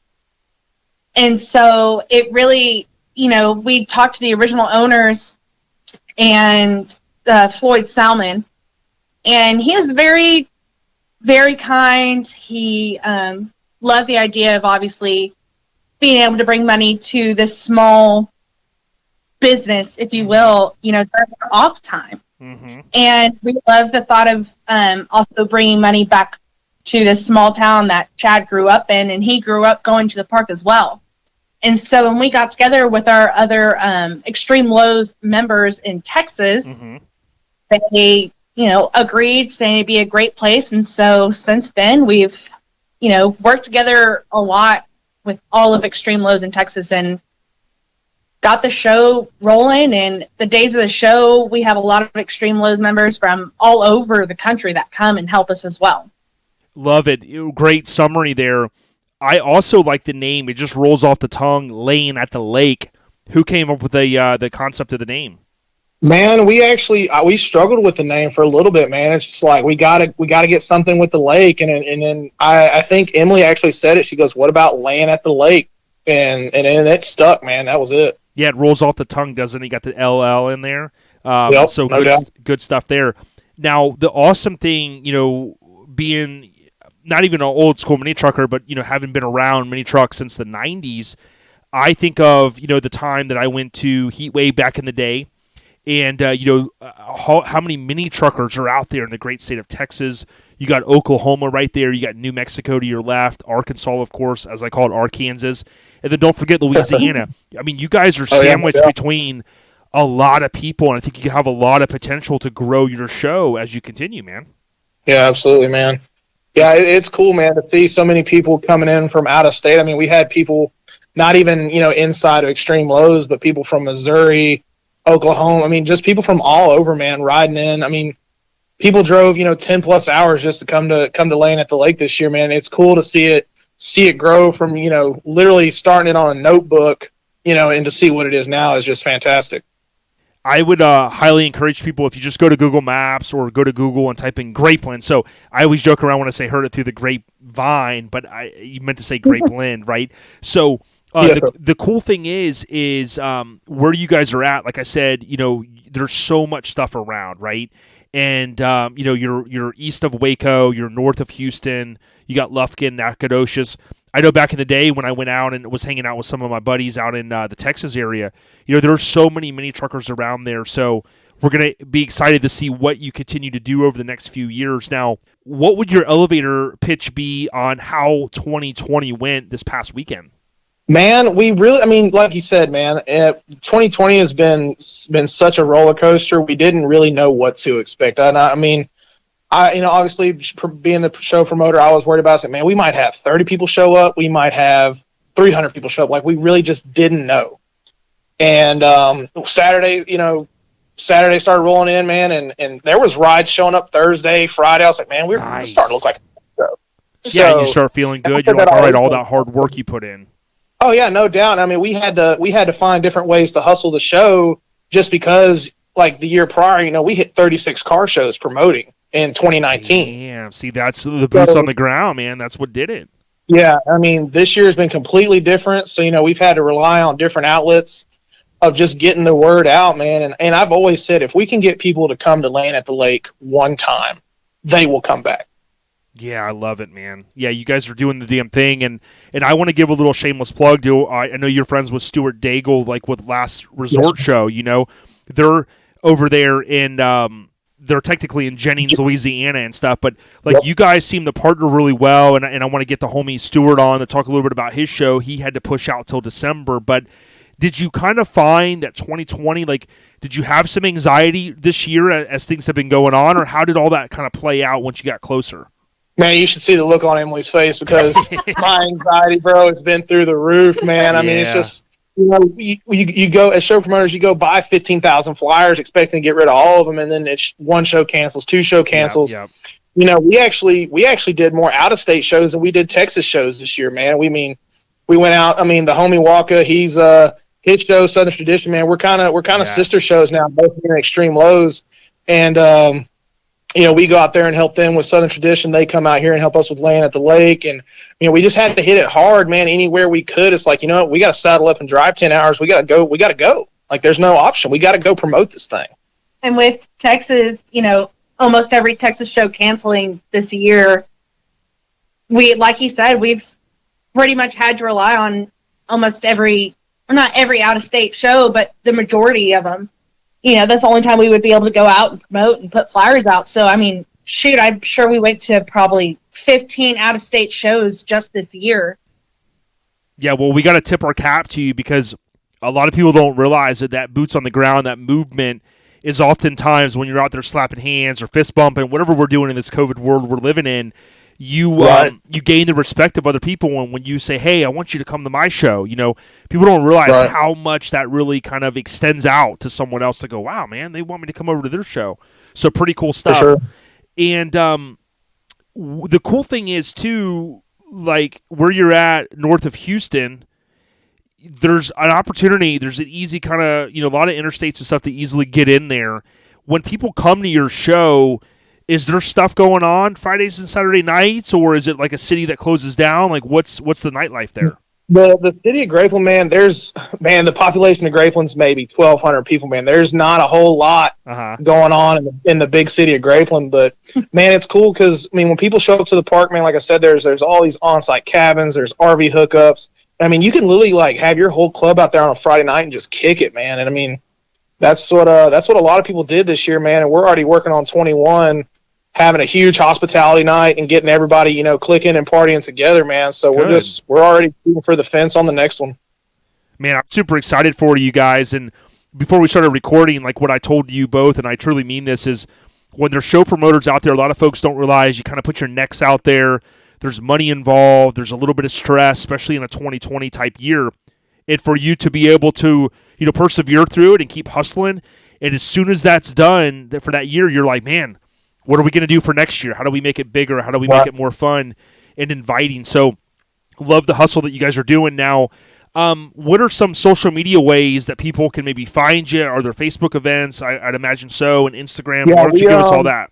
Yeah, we're on Instagram. It's just Layin At The Lake.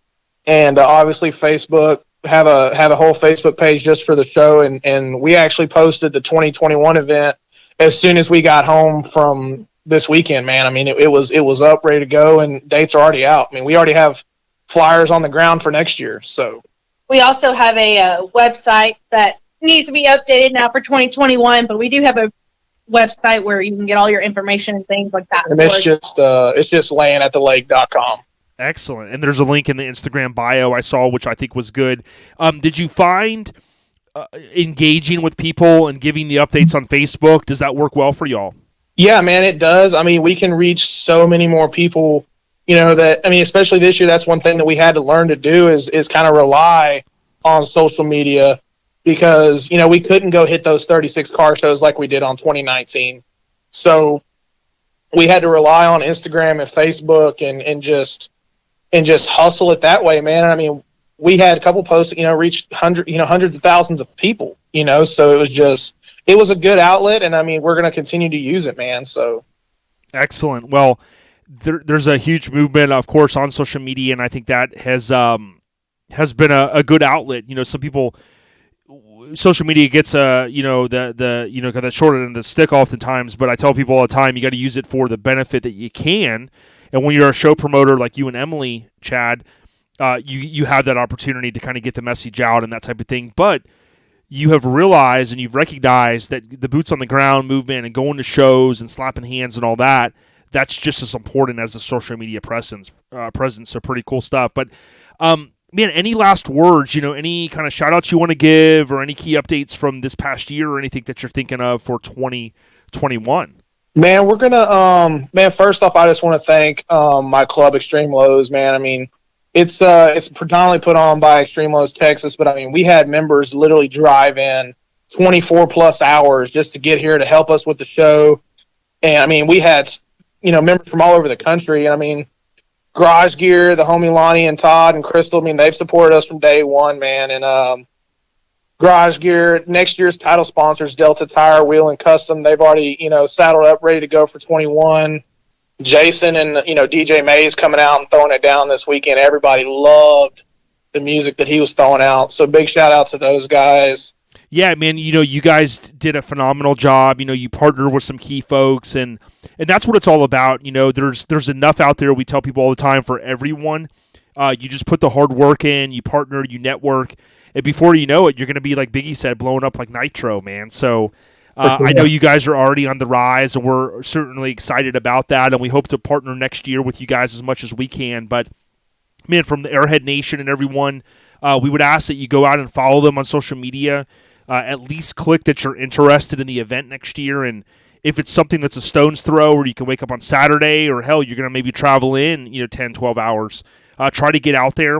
Texas is really a great state, a lot of mini truckers, a lot of heritage out there in terms of the truck scene, and we're certainly excited about your upcoming future, guys.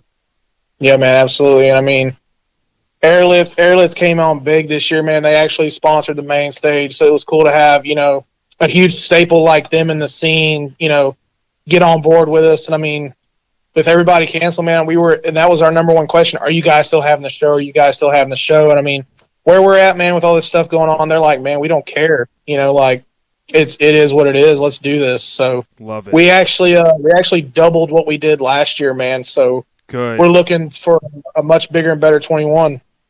Can't wait. Well, on behalf of Mike and I and the rest of our crew that helps us so much, like Barbaglia, like Ruben, like Josh Ellis, we salute you, man. Tip of the cap, and just keep the pedal stomped, y'all. And hopefully 2021 will be better for all of us. Absolutely, man. Absolutely. All right, Airhead Nation, we're going to roll into some audio with Bill Hancock. Thank you guys so much for your time. Enjoy your weekend. All right, guys. Yes, thanks. sir. You too. I'm so nervous, don't know my place. A life without you, I'm not ready to move on. No matter what the distance is, I will be with you. No matter what the distance is, you'll be okay. Hey, so as we mentioned, we've been promoting this episode a couple of weeks now, and excited to have Mr. Bill Hancock. Bill, how you doing?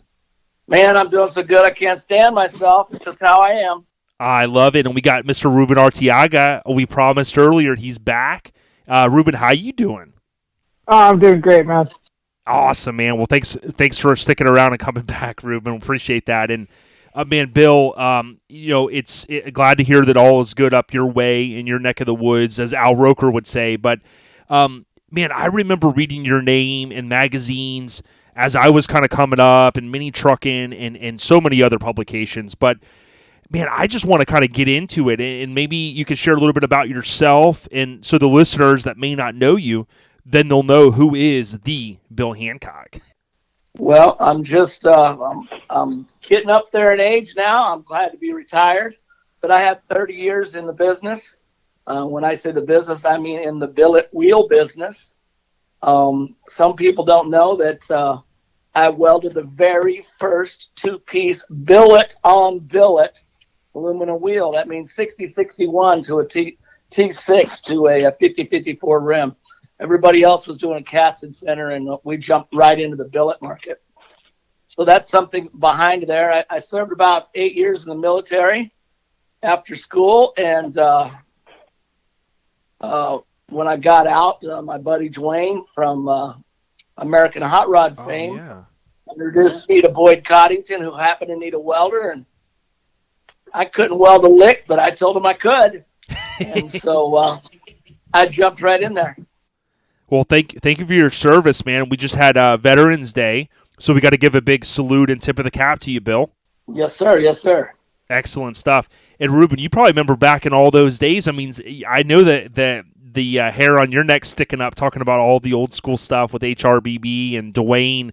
I don't know Dwayne personally, but I joked many podcasts ago. I remember watching the TV show, and I know it's all TV and stuff. But, man, after I watched him on the TV show, I was like, man, I never want to meet that guy. That guy's crazy. In actuality, on all those scenes, it's kind of crazy because Dwayne's kind of the opposite and Boyd was kind of the opposite. So I used to watch that show, on occasion and just say, wow, they flipped the roles on that deal. So, TV is good TV, and we'll just leave it at that. Excellent. Yep, I agree. And then Ruben, you probably remember back to some of those days, and I know you're probably itching like I am. So what year was this? What year did you go to work for Boyd Coddington? 1987, the year my son was born. Wow. I drove over to, I was driving a 1981 Ford Courier, all customed out. It was, by the way, it was first place at the World of Wheels in Honolulu, Hawaii in 1985. So it was tricked out. And I drove up, and Boyd was standing in his driveway of Hot Rods by Boyd there and was talking with Steve Stillwell.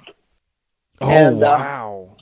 They commented on my truck, and we had a little discussion, and that's when Boyd popped the question, hey, you looking for a job, and can you weld? And I said, yeah, even though I couldn't weld a damn lick, but I did, and there it was. It took off from that point, started the next day.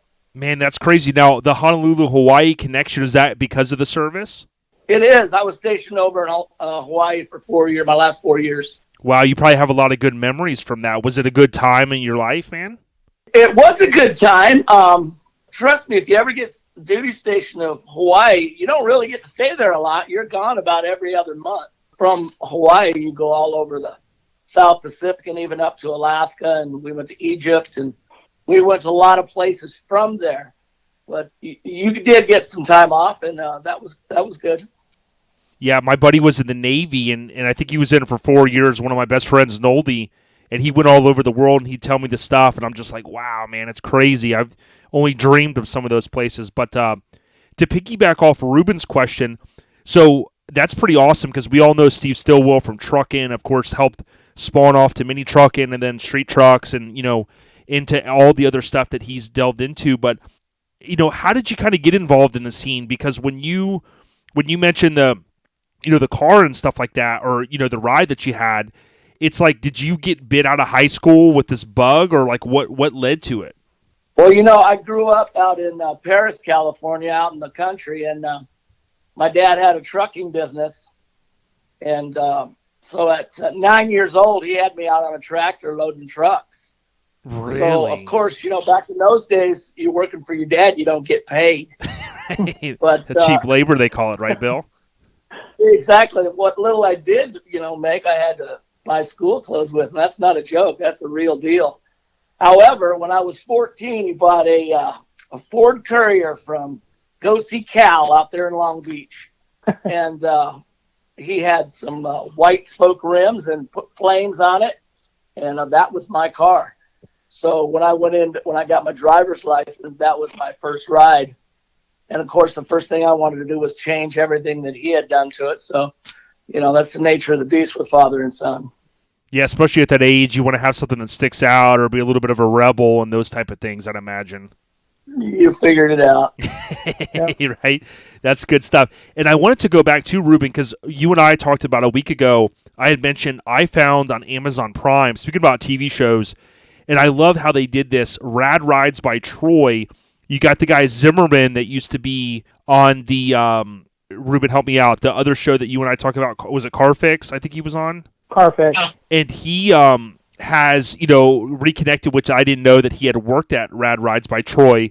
And it's really cool. There's, I don't know, maybe a 4 or 5 part series. And it's really well done. I mean, I'm really enjoying it. And there was a segment in there where Troy Trapana, I think I'm saying his name right, he talks a little bit about how he kind of felt like the TV show had portrayed, him in a way that really wasn't, what he was, there wasn't the true him, right, as Bill Coddington. But he did say that he kind of confided a little bit, and I don't know if he was like, if he meant to say this much, but he said, well, he had kind of told him at the time it was easy money, and he didn't have to work as hard to, try to get, squeeze the money out of the guys building these high-end hot rods, if that makes sense. It does, and let me just add to that is that, those guys get paid to do the stuff, but the episodes have to sell themselves. So it's got to be something appealing and keep people coming back. Not just the cars will do it. You got to have some attitude in there and say some silly things. Yeah, absolutely. Now, so I wanted to kind of segue, like, Ruben and I talk about this a lot, and we do too when we go to a lot of car shows, is that, many regard, at least in my opinion, like kind of the heyday of mini trucking in the truck scene. I mean, really, the sport truck revolution started, late 80s, early 90s, I think, with the OBS, which we call it now. And, the mid-90s was just, man, you look at Truckin' Magazine and you just see so much gold, and then street trucks came along. But it's really kind of coming full circle. And when I think of, like, the sport truck movement and some of the stuff that Ronnie's talking about on OBS Talk, I wanted to kind of get your insight into this because I don't know the answer. What's your knowledge of, you kind of talked about Hot Rods by Boyd's, but when Colorado Custom, that's where I know you from. How did all this start? Did guys work for Coddington and then they said, you know what, I got an idea, I want to do something? And then maybe a little bit of the history about Colorado Custom. Yeah, I'd like to say that that's what happened, but for me personally, it was after getting fired for the third time that and most of the guys that moved on, Budnick and every billet wheel company out there has a connection to Boyd, period. I don't care who they are. And decided that was about enough. So I started hustling out of stock wheels, or I should say out of date wheels that what do you want to call them? Overstocks. Okay. And I'd pick up a load of overstock wheels from a manufacturer out of, say, Long Beach, and I'd send them out to a couple dealers in the Inland Empire. So, I was making about $1,000 a day back in the 90s, which was unbelievable money. Mm-hmm. And but I was only working 1 day a week. And so as those days kind of, you go there, it's feast or famine there. Well, a lady named Barbara Embry, who was the sales manager for Boyd's Wheels, she herself was fired. So she got in contact with these two guys out of, not Corona, but Yorba-Linda or something to that effect, where they were. And there was Bruce Page and Alan Manus, who had a company called Manus Machines. Mm-hmm. And they had recently moved to Colorado for quality of life. Incidentally, Alan's dad was Mac Manus, who had a hand in inventing the Cadillac lathe, which was the very infant stage of CNC machining. It's called a tracer lathe. It would trace a product and machine it on the lathe. And I could go into that depth for a long time, but we don't have time for that. Okay. So anyway, she offered me a position up there and asked if I'd want to jump back in the billet wheel game. And I said, after being fired from Boyd a third time, well, heck yeah, I want a chance at this and see if I can't get a little revenge. And, they rented me a house, rented a rental truck, and they moved me up there, and I had not been to Colorado. I had not seen what they had, and I came in blind, expecting them to have this operation going. Well, they had nothing. And when I say nothing, they had nothing.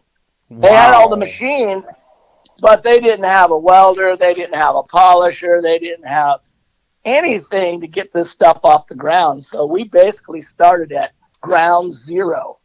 And we all sat down and decided what our first 10 wheels were going to be. And to be honest with you, they were all basic wheels that were doing well from other manufacturers, including Boyd. Mm-hmm. And we did our own little twist on them and changed the cap setup that most of the guys were running. And I'll have to tell you another story about that one down the road. Mm-hmm. And made our, invisible lug. Well, as the time went on and we started popping out these wheels and getting some press from Courtney and Mike Shardis and the guys. Then all of a sudden the aerospace industry picked up. And guess what? I couldn't get any more machine time. So that put us in a bind. So needless to say, when you guys asked, what was my role in the Colorado Custom thing, I'm going to be real honest with you. I was a one-man band. Really? So, you were there at the infancy. Period. At the infancy, we started the whole thing, did every design, did every little piece. We had to procure the equipment. We had to get the people. We had to find all the material suppliers and get them to deliver to us up there in Colorado because everything was going to the West Coast. And then, so I handled basically, in a nutshell, sales, marketing, production, purchasing, doing the ads, doing the design work, making sure the polish was up to quality, welding the wheels. I mean, we actually had to do everything. Of course, I did have a nice young lady up at the front answering the phone, so I'd get called away about 50 times a day. But, it went on that way for almost a full 10 years. Now, when I say that, I mean, we did get more people. We got, a polishing boss, and we got a shipping boss, and we got someone to handle the purchasing and things like that. But sales, marketing, all the shows, the advertisement, the design, that was all handled out of one little office. And that was me. Wow. The only time I got to see one of those other guys was when I was getting chewed out for something that I had done. So that was about the size of it. That is crazy. And is it true, kind of, to talk for one more second about this? Like, I know when we think about all these names of these billet wheel companies, it does seem like, and you kind of hit on this earlier, they all spawned from like HRBB, right? So like Budnick and some of those names are all from, even Bond Speeds and all that. You got it. Budnick, he was our first programmer. Boyd sent him over to England to learn how to do CNC programming. He came back, went out on his own. He found financing and went out on his own through miscommunication between him and Boyd. Bond Speed was Brad Fanshaw, was our vice president of Hot Rods by Boyd and Boyd's Wheels. After his days with one of them skateboard companies. But even Billet Specialties, Glenn over there, had a falling out with Boyd over a missed shipment that cost Glenn some money, and so he started his own place. I mean, I could go on and on how many different wheel companies started from that. Intro, that's the guys that used to polish our wheels. Right. Martin. Oh. So, I mean, every single billet wheel company has a connection back to Boyd Coddington. And that's just fact. It's not hearsay. That's crazy. Rudy, you could almost, I almost picture a documentary. You go on Netflix and you watch all these awesome documentaries, and it's like the Billet Wheel Company, because it is intriguing. We all I always kind of had a feeling with that. But other thing I wanted to clarify too is what year, circa what year did Colorado, if I were to guess, was it 92, 93 when you guys started? 93. Yeah. Okay. I was with Boys for, I think, right at 6 years, 87 to 93, beginning of 93. And then I left there and went up to Colorado, I think, in April of 93. Wow. And then I was cool. up there for almost 10 years. Yeah. Yeah, it's pretty awesome stuff, isn't it, Ruben? Yeah, it is. What year did it make the transition back to California? Well, that was after I left. Again, okay. I got fired. And so I moved. I came back. I took a year off, and then I came back and went into handling Bond Speed. And they ran into some troubles. And one of the partners didn't want to make wheels anymore, and the other one did. And they separated. It was not the best move in the world, but I guess, things happen. So another gentleman that sold machines actually bought the company back to California. Yeah, interesting. I remember when Bond Speed for a while, when trucking was real thick, they were making rings and all kinds of stuff. And I think, I forget if Mitch Henderson had ran them on Cha-Ching or one of the trucks. And it was right around the time when they started making jewelry and all this stuff. I was like, damn, where are they going with this? But well, there's a little bit more to that. Brad Fanshaw, who was the vice president of marketing, took Boyd's companies public. So after they went public, him and Boyd had a falling out. And Brad was some smart man and had it in his contract that he'd be purchased out. He'd be bought out if he didn't get to stay in charge. And he received a very handsome buyout package, and he formed Bonneville Worldwide with that money. Bonneville Worldwide started a watch manufacturing overseas in Europe. I think it was Swiss made, and he did very well with that stuff. And he then branched off into the wheels. Him and Desmond from he's a Mitsubishi designer and was Toyota formerly before that. Got it. You remember that, Ruben, when they in some of the ads they'd have rings and watches and stuff, and I always kind of was like, well, hey, is this where it's kind of going? Yeah, interesting. Yeah, I remember that. A little sidebar with that, I had all the Bonneville watches that I bought myself while I was with Colorado Custom. Oh, nice. There was no animosity there at all.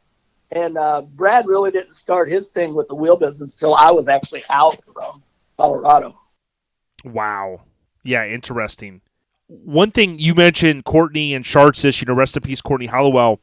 One thing that I thought was interesting is like the first mini truck and cover that had Colorado Custom wheels was August 95. And I've almost completed our research of going through every issue, 269. And I've only got 9 more that I have to really go through and break down. But basically, I'm not here to share the exact numbers, but Colorado Custom and only one other wheel company, it looks like Colorado is going to maybe take the crown here. But basically, we're talking 20-plus cover trucks on mini truck. Actually, the first 2 years, the number is a little somewhere around 35 to 37. Yes. But that includes Auto Sound Security, Hot Rod, trucking, Car Craft, Rod and Custom, trucking, street trucks, mini trucking. It goes through the list. So it was like 2.5 years. We had 35 covers. Yeah, it's crazy. As far as I'm concerned, that was unheard of. I mean, no one else had done that. So.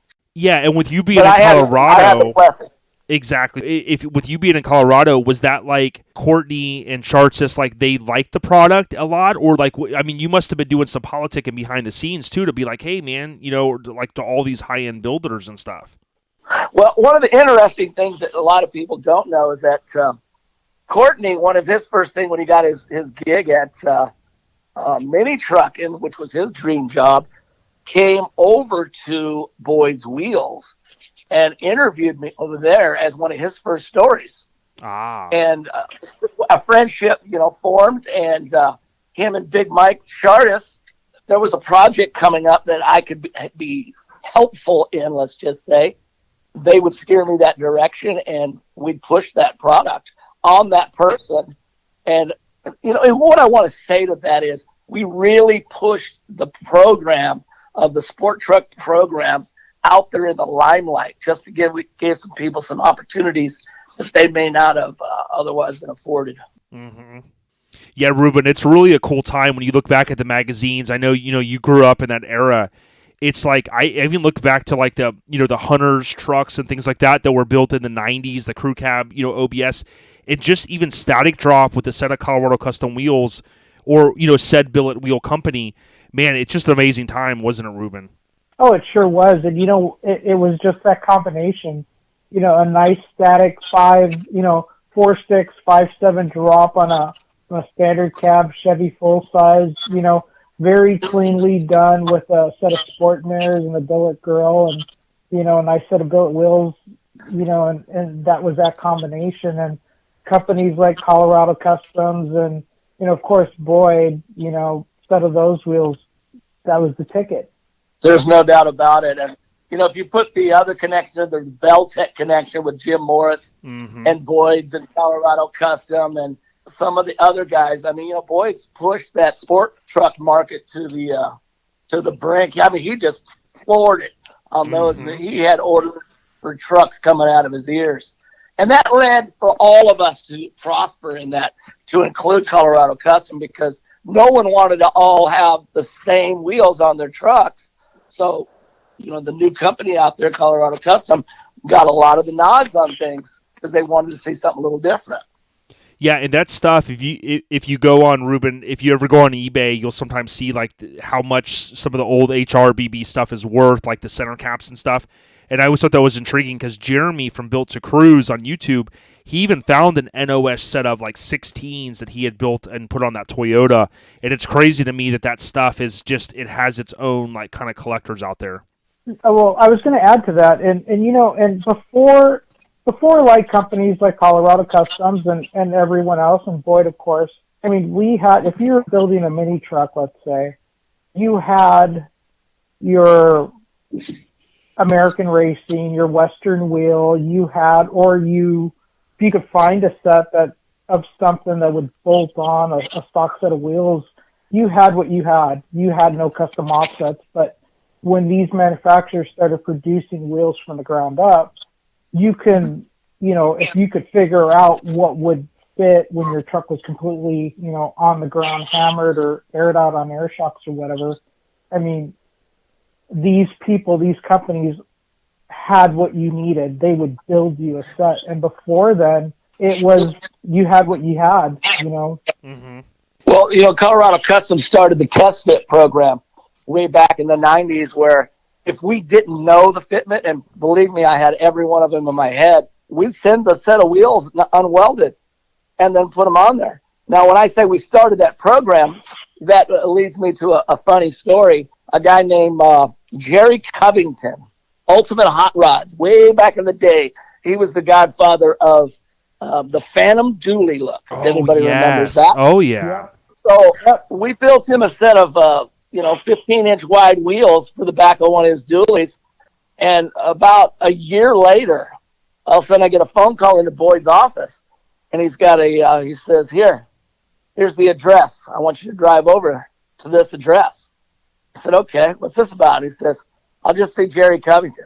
Well, Jerry was a friend of mine. But I got over there, and there was his truck sitting down on the hub with no wheel. Well, we looked at it. He had gotten into a rainstorm and kind of spun the wheels getting on the freeway, and his wheel passed him up. The funny part about it was press fit together without being welded. No it stayed way. That way 2 years. 2 years. Oh my! It just like got boxed up and shipped. Well, no, it wasn't like that. It was sent out as a test fit for him. Oh. He liked it so much and got so crazy, he didn't even think that it wasn't welded. So he put them on his truck, mounted the tires, which he had to do anyway to see if it fit, and that was the end of it. He said he towed things with it, drove all over Southern California. Yeah, that was a bad day for me, but it all worked out. Yeah, you can look back on that. How you take the abuse. Wow. Oh. Yeah, the Phantom Dually, if you look at the hashtag, and it's kind of making a comeback because some of those cool trucks, man, I mean, there's just so many epic trucks from that era. It's pretty awesome. Now, do you have any insight into, I remember when, speaking of Bond Speed earlier, for a while, it may have been in the late 90s, probably 2000s, were they the one company that was, quote, clear coating their wheel? Like, what was that all about? Do you know? They were, but the material was inferior at the time. Nowadays, Cerakote and those things that Chris over at Hot Rods by Boyd are using, it's top notch. I mean, it has no problems. But when Bond Speed first started doing it, we were getting wheels back that were yellowing and cracking in the clear coat just because it was an inferior product. Not that we had done anything wrong or the manufacturer who was putting it on the wheels had done anything wrong. It was just an inferior product. Nowadays, they've got this thing, the science is there, and they know what they're doing. Chris comes up with some crazy new coloring and things on his wheels. Yeah, I always thought that was interesting, and I guess the whole sell of that, Bill, was just, it was kind of like, well, you won't have to polish them as much, as that was maybe what they were going for. It was, and if you there's some of those waxes they have out there now that, promise that you don't have to, I don't know what they seal the wheels, I think they call it.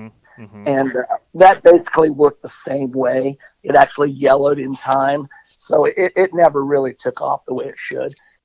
Yeah, but it's there now.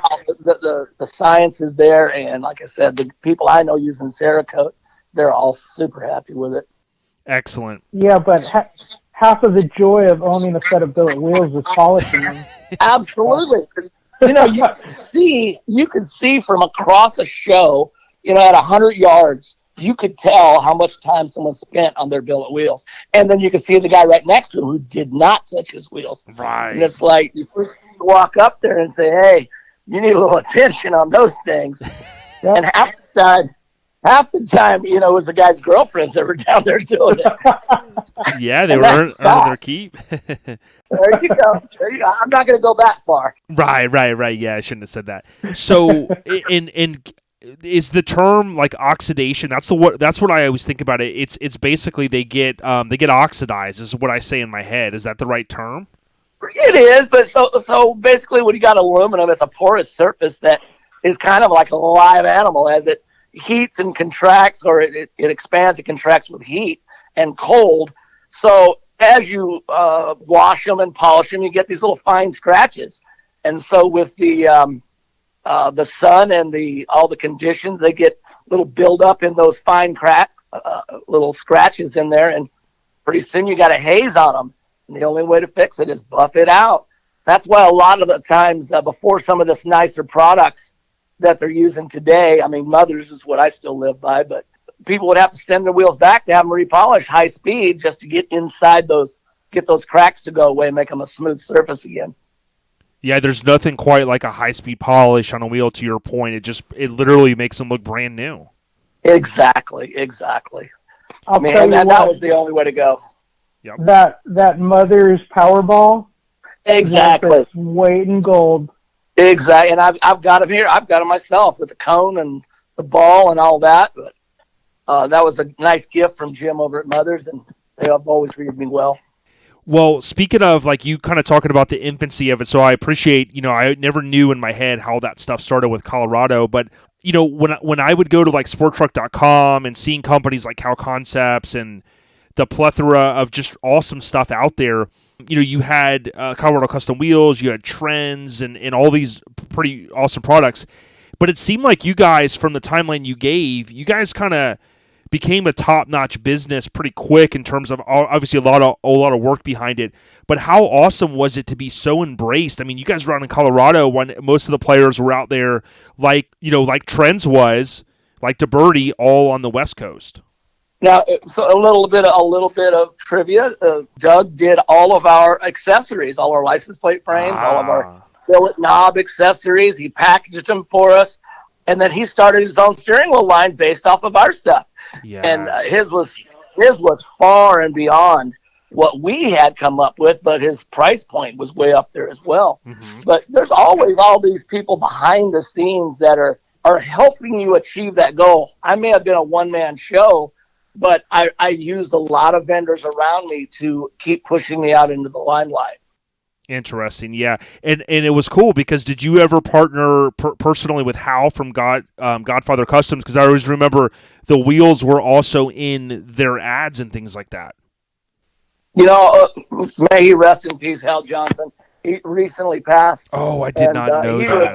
Was a dear friend of mine for many, many years, and he was one of the first to buy in bulk from me in wheels.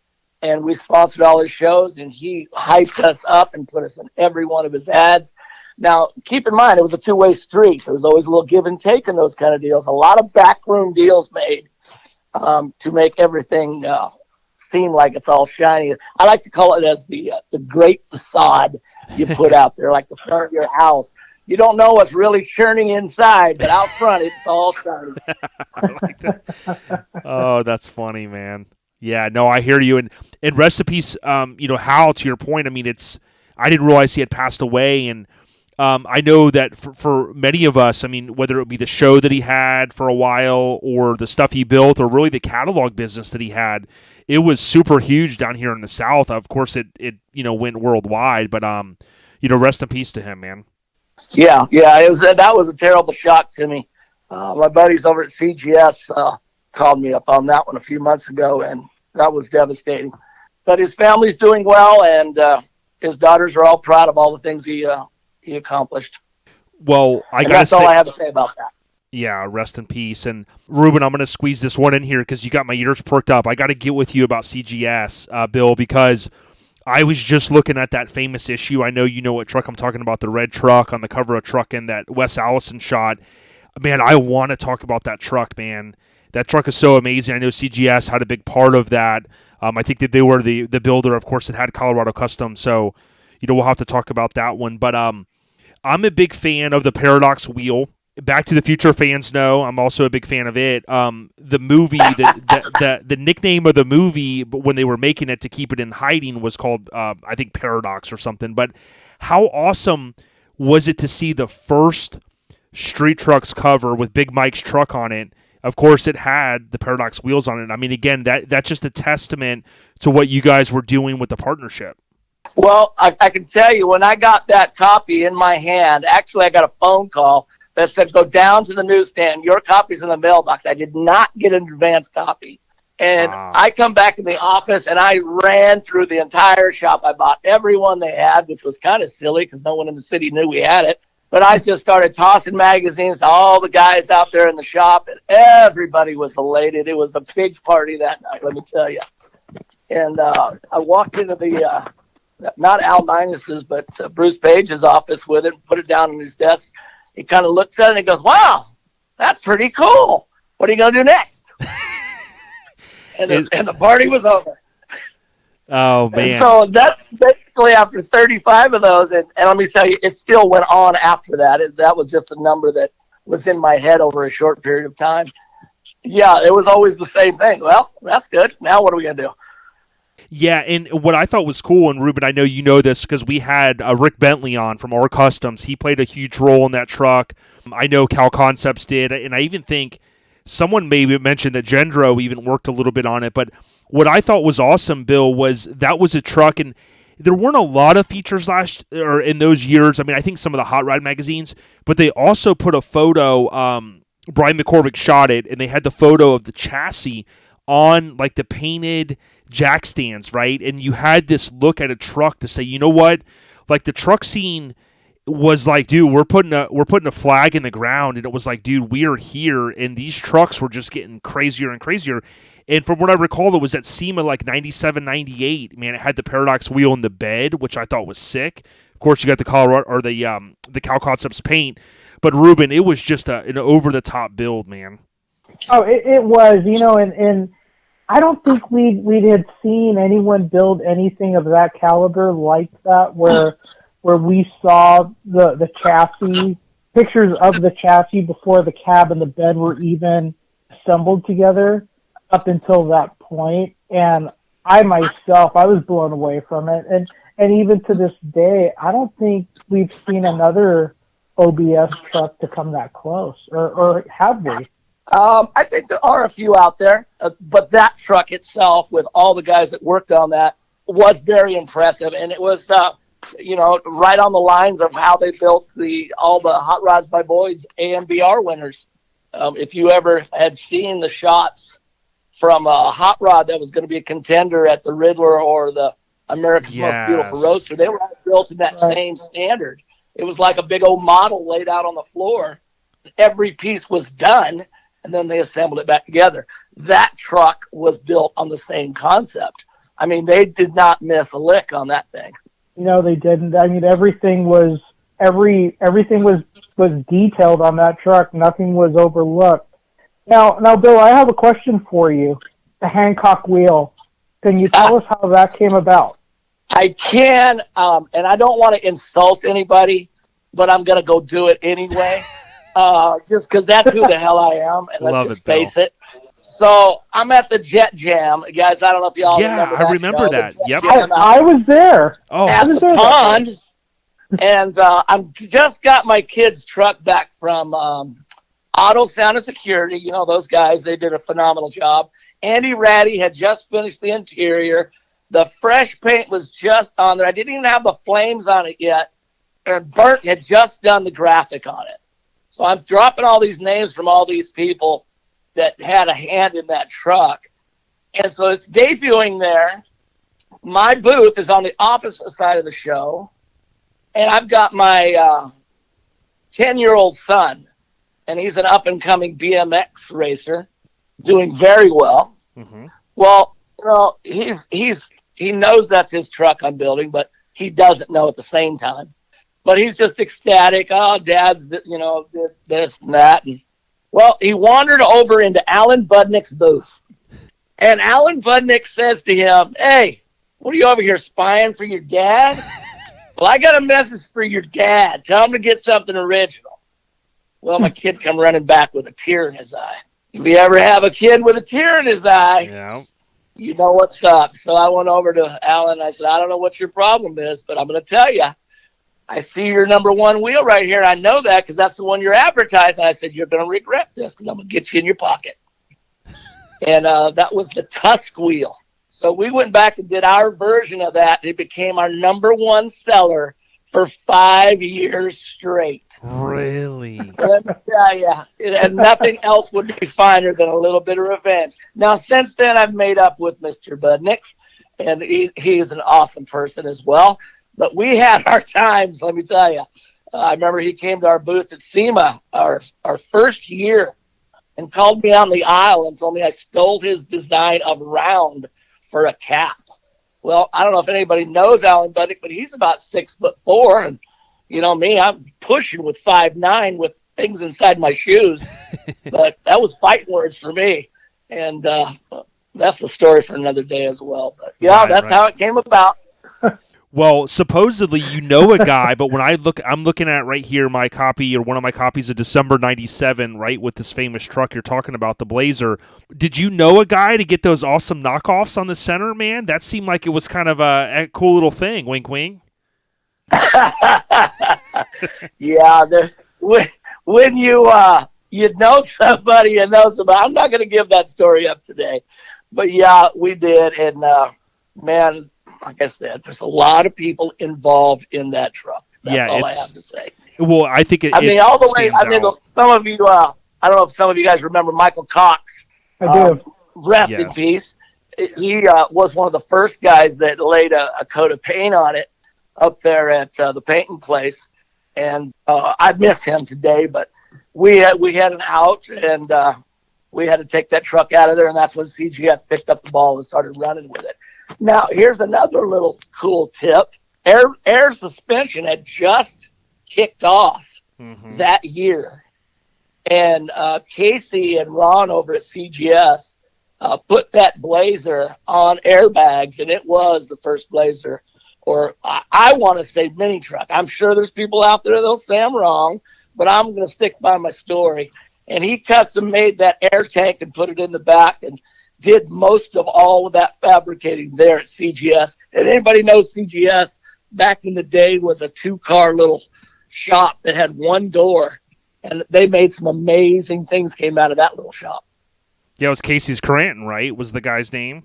That's correct. He's the owner of CGS. Yeah, Ruben, I remember looking at this, and I'm looking at it now, and it brings me back to an awesome time that the tweed was so well done on it.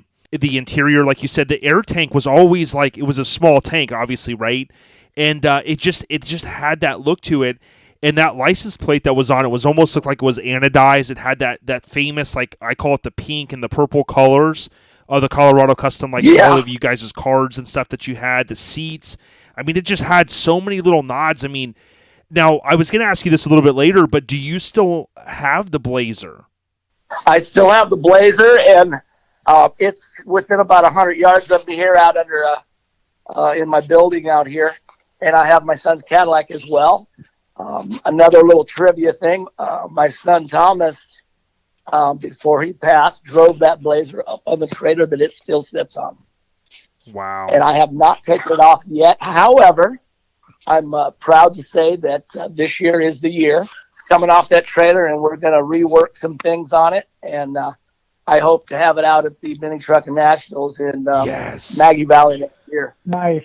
Well, we'd love to have it in our booth if you bring it out, man. We'll have a VIP party like we did this year at Mini Nats, and we'd love to have it in there, man. It'd be an honor. Well, I'm going to make a definite push to get that to happen. It's actually in really good shape. I'm really torn on whether I'm going to repaint it or not. I mean, it's got its nicks from over the years, but it's kind of like the way he left it right now. And I don't think I want to change much of it other than get it running real well. And it's even got it's got some new wheels on it. I think it's had 5 sets of wheels on it, kind of like my other cars. But it's still got the billets on it, and it's sitting the way Jeff Davey left it after they bagged it this last time. Yeah, I was going to bring that up because there was like a Truck Expo show or something like that I think they had on Nationwide. And I remember in the show coverage, when we saw it, we're like, damn, that thing's a lot lower, right? Because you had that like hot rod stance to it when it was on the cover. But then clearly, Right. our friend Jeff over at Devious Customs, they went back and did some work. And that thing was a lot lower, and you had changed the look of it. Right. Originally, it had Beltec spindles and then D-arched rear springs, and it was sat on 18s. And then we moved it up to a 20, and then Thomas, well, he was doing so well in his BMX gig that he saved up his cash and went over and actually didn't save it. He got a big old courtesy check from Oakley from having a cover on BMX Plus magazine, and he went over and plopped it down on Devious's desk and had it bagged to fit 22s and 20s. Yeah, Jeff's a good guy over there and stuff. And we'll talk a little bit about your son here in a few minutes. Ruben, what I thought was cool, and I wanted to make sure Bill knew this, was, when I look at this cover, Bill, it was etched in my mind that you guys had the windshield banner on it, right? And, of course, Big Mike's on Street Trucks, it also had that windshield banner. And I'm happy to say that I worked back with my buddy Josh Ellis, who's got a truck up, he lives up near you, The Look That Kills, which famously is from Cal Concepts. He also has Colorado's on it right now. But what we did is we had that windshield banner recreated. And Really? Yeah, we had it recreated from an old sticker. And Josh has it on his truck. I'm going to have it on my Lincoln with my Colorado wheels, right? I know, you're kind of retired now, but I'm going to have it. But we did that to pay homage because I'm telling you, to the listeners, when you look back at the heritage and how many vehicles had Colorado wheels on it, I'm telling you right here, when the number's said and done, I can tell you they're probably going to be the number one on mini trucking. And then so many other publications. We did that as a tip of the cap, Bill, because, you guys really killed it all those years. Well, I really appreciate that, and I'm really happy that people actually noticed. I don't think that the guys that founded the company, along with myself, were aware of the impact we were making at the time. They were more dollars and cents guys, and they were all into the aerospace and all that. But I'm really happy to get that accolade and the acknowledgement, because it went for a long time. When they faded away, I was worried that would go by the wayside. I'm really happy to hear that you've reignited that. Yeah, and Ruben, you're welcome. And Ruben, we know a guy. We got to put some pressure on this Hall of Fame and say, hey, Colorado needs to be in it, man. Let's put the flag in the ground. You know what I'm saying, Ruben? I'm very surprised that Colorado Customs hasn't been inducted yet.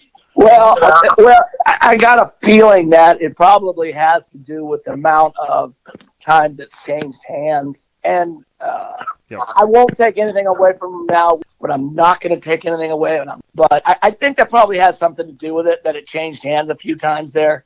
And that's all I can say about that.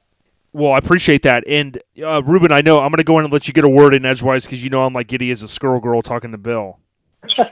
It's all good, buddy. I'll just add this. I'll just add to that. This our last little comment about that.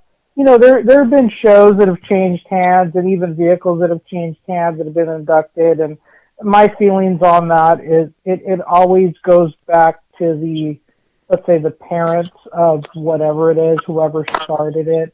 And it's not to say that whoever is a part of it now or owns it now doesn't deserve an accolade or a pat on the back, but regardless, the company itself deserves a place in that Hall of Fame. And that's my feelings on it.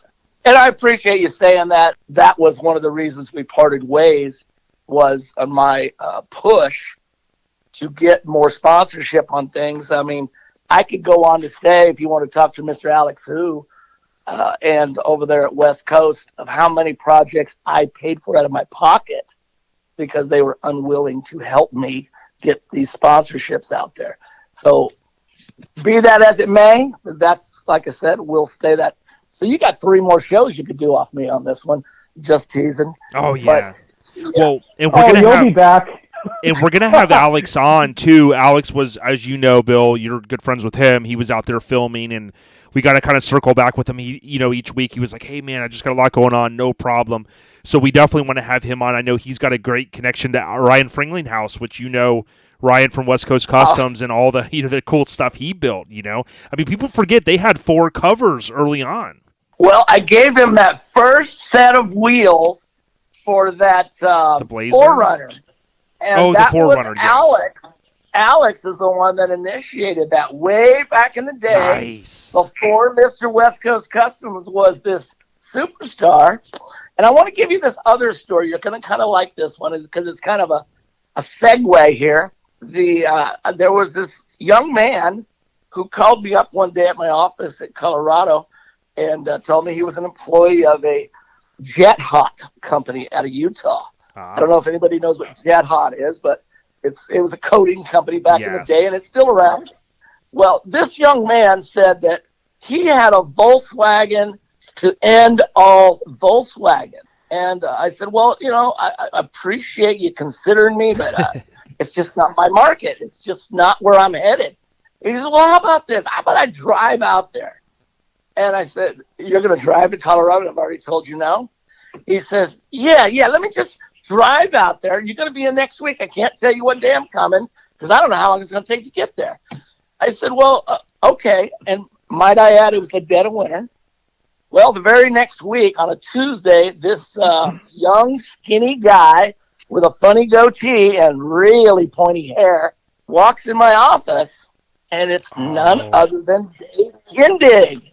Oh, really? And he has got this Volkswagen project that he is just raving about. Well, let me tell you, the man can talk. He convinced me to sponsor his Volkswagen and put Billet wheels on. That was actually an honor looking back on it now because he's done so well for himself.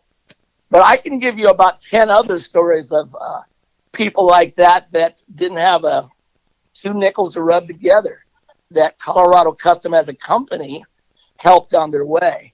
And I'm very proud of that. And it's not just me. It was the actual company itself backing those things. I may have pushed them, but it wasn't my money, all my money, I should say, that was going into that. It was part of my money. But I'm really proud of those things because I know it advanced our industry. Yeah, it did, and I'll say this: even you had helped me with Bada Bing, and we ran the South Beach wheel, and I remember you reached out to me and you said, "Hey, man, I let Big Brett know, of course, Brett Oakes from Severed, and that hey, we're gonna come on board and we're gonna help you out." And you guys gave me, the best thing you could do. And, I mean, it really helped me. And then my truck went on to, of course, grace the cover, but it was the last mini truck of the year. And big thanks to Jimmy at Jimmy's Rod and Customs. But as I've always said, I made a little kind of a video after the truck was kind of finished, and I sent it to you. And, I put a little tribute in there, to Thomas. And, and I wanted to just say thanks, man. Well, that, you brought up Bada Bing. I mean, that truck, for me, was built on the same premise as the Cal Concepts truck. May not have the same paint, but the premise was still there. Ground up, frame off, everything was beautiful on it. And it was one of those things that how could you say no, even though I did tell you no a couple times. Yep. Because I could not get the funding. Yep. And that took a little work to get that funding for that, and it worked out well in the end. And I thank you for your efforts, man. But no worries. Now, before we move ahead, I wanted to ask you this, kind of to wrap up the whole truck shows and all this. I went to Heatwave only 1 year. It was in 2001 at the Dell Diamond Center. But when I look back in show coverage, you guys had this really cool rig. You had this amazing setup, and I know a lot of work went into it, right? But when you went to all these shows and you pulled out all the wheels and stuff like that, you met so many people, and I still have your old card that I think that I got from you at that Heat Wave. It's the really cool colors. I used to have an old catalog. If you've got any of the old catalogs, dude, I'm fiending for it was a 97 or 98. It's got all the purple in it, and somehow I lost it, and I'm like, I got to find it. But in all seriousness, you traveled a lot of miles, man. You met a lot of people. what's one of the stories that comes to mind for you? You shared a couple for us, but like on the road, man, any funny things that had happened or any, one story maybe you want to share, Bill? Well, I want to add on what you said before we get into that part of it. Colorado Custom did 20 shows a year. Wow. For about 8 years. Wow. So that was right when my son was, in the heart of growing up. So I only got him in the summer. His mother had him the rest of the year. And so we would divide our time between shows, and I literally planned my shows around his racing schedule. So I was gone the entire summer no matter what. But we would actually leave on a Thursday, fly out to a show. Big Bruce Flumen would drive the semi in. We'd do the show. We'd pack up on Sunday. I'd fly home, and I was back to work on Monday. And we did that for a lot of years. And let me tell you, my kid, so most people don't know this, that's why I built that Blazer for him. He missed out on a lot of dad time, and I felt I owed it just for the time. It didn't make up the time, of course, now that I'm looking back on it, but that's the reason I did it. He missed a lot of dad time with me, but he did get a hell of an experience out there with all the car shows and watching us work these deals from the inside out. There was not all pretty, and he certainly got a front row seat to all of it. And that's kind of the purpose behind that. But as far as the stories go, I'll give you one, and it has to do with the owners of Alan Manus and his son. He had a son, Zachary, who was about 8 or 9 years old. Well, he was a little headstrong, shall I say. So they entrusted me to fly with him out to a show in Indianapolis. Well, the kid got in the swimming pool and wouldn't get out. So he was a light-skinned young man. By the time his parents arrived the next day, he might have had third-degree burns. And I didn't know what to say. What do you say to parents that you've got their kid so pink he can't even move? But in my defense, he wouldn't get out of the pool. So that one comes to mind. But there's lots of them. I remember I had an incident with Mr. Coddington at a bar out there famously, it was in Indianapolis again, where there was some police called on some certain things. But that was all rumors. We won't get into that. Gotcha. Okay. And the last question I had, thinking of the trailer and all that stuff, a lot of work has to go into those wheels that are, I guess you call them like, almost like you go into a sneaker store and all the sneakers that are out there, those are kind of display models, right? But are those wheels that you pretty much, like, would you eventually sell those wheels, or were they just for display? They were just for display. We made every display wheel out there. To be honest with you, it was the wheel we had used to shoot for the advertising and the catalogs and things like that, is how those wheels would come about. Yeah, did all, like, a lot of that stuff ends up going to the new company once it was sold because it was all assets of the company? A lot of it did, and a lot of it was sold off. And are you ready for this? A lot of it was cut up into scrap. No, I was hoping you didn't say that. That's crazy. Yeah, and I have a bunch here with me that have been up on my rafters in my my shop. You know what? They make really good hose reels. They're fantastic. Yes, the nicest hose man, reels. Don't tell me. Yeah, you bolt them to the wall. You wrap your hose on them. It's awesome. Well, I want to come visit next year, and dude, listen, I seriously, if I know a lot, a lot's going on in the world, and there's a lot of other stuff, priorities, totally get it, but if it happens before Mini Nats next year, or even the next show, like, dude, we'd be honored to have the Blazer in the booth at some point, right? I mean, just we'll make it happen. But I know, Ruben, you probably had some more questions too. I do. I got one, and being a father like yourself, like both of you, one of the things that I love doing with my son is traveling, and he'll go with us to horse shows, to Oklahoma or Texas. And did you get to travel with Thomas to some of these shows when he was younger? I did. He probably went to about 75% of the shows with me, unless he had a BMX thing that kind of coincided. We were really close in that time because, again, I only got him in the summers. So I made sure he was with me a lot. And, to be honest with you, one of the people that every time I went to California, Casey Scranton, I don't know if anybody really knows this. He was a world champion BMXer. I remember reading that in a How magazine. many world champions did you know? So he was a world champion, and he'd take Thomas to races. And for me, when I was out at the shows, coincidentally, that I had that big old thing with Budnick, which was following day after he saw my kid. My kid was with Casey out racing in Black Hills. So there's a whole lot of ties here, man. I could go on forever and ever. Well, let me ask you this. I mean, piggyback off what Ruben's saying.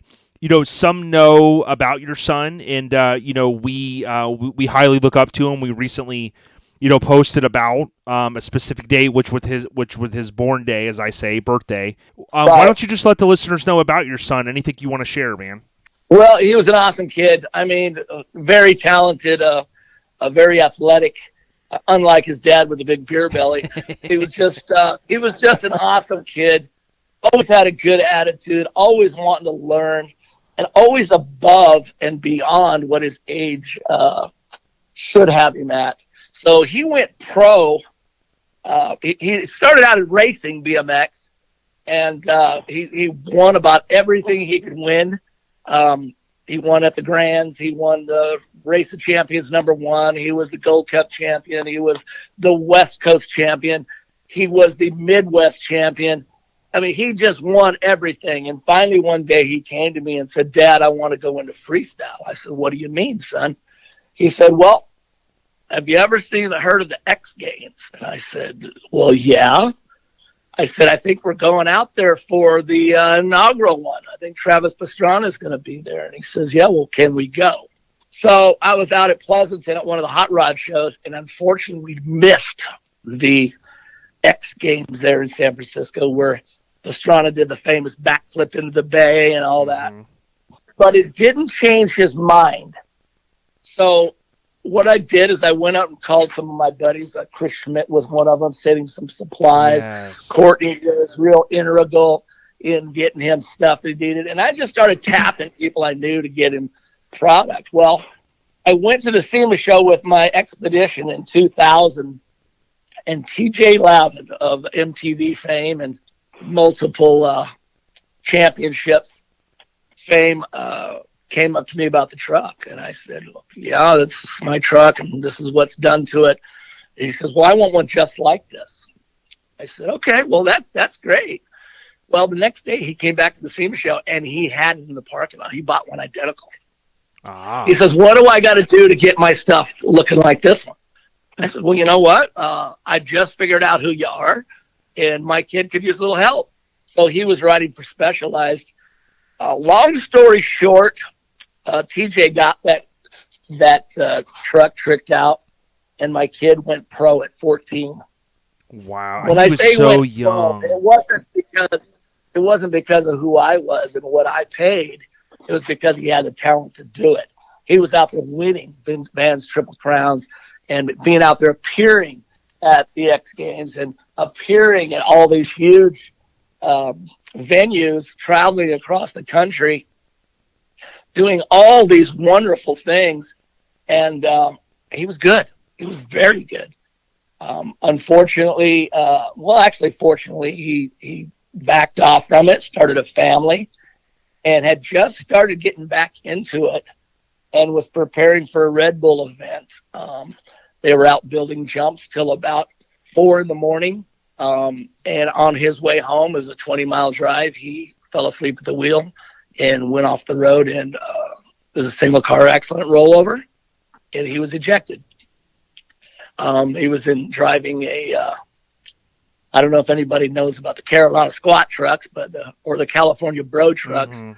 He had a Explorer that had the big front end on it and squatted in the back, and he just lost control and rolled it. And if anybody knows about them old Ford Explorers, the front window post collapses, and that's what happened. He went out the side of it. He had no drugs in his system, even though he did partake of a little bit of devil's lettuce.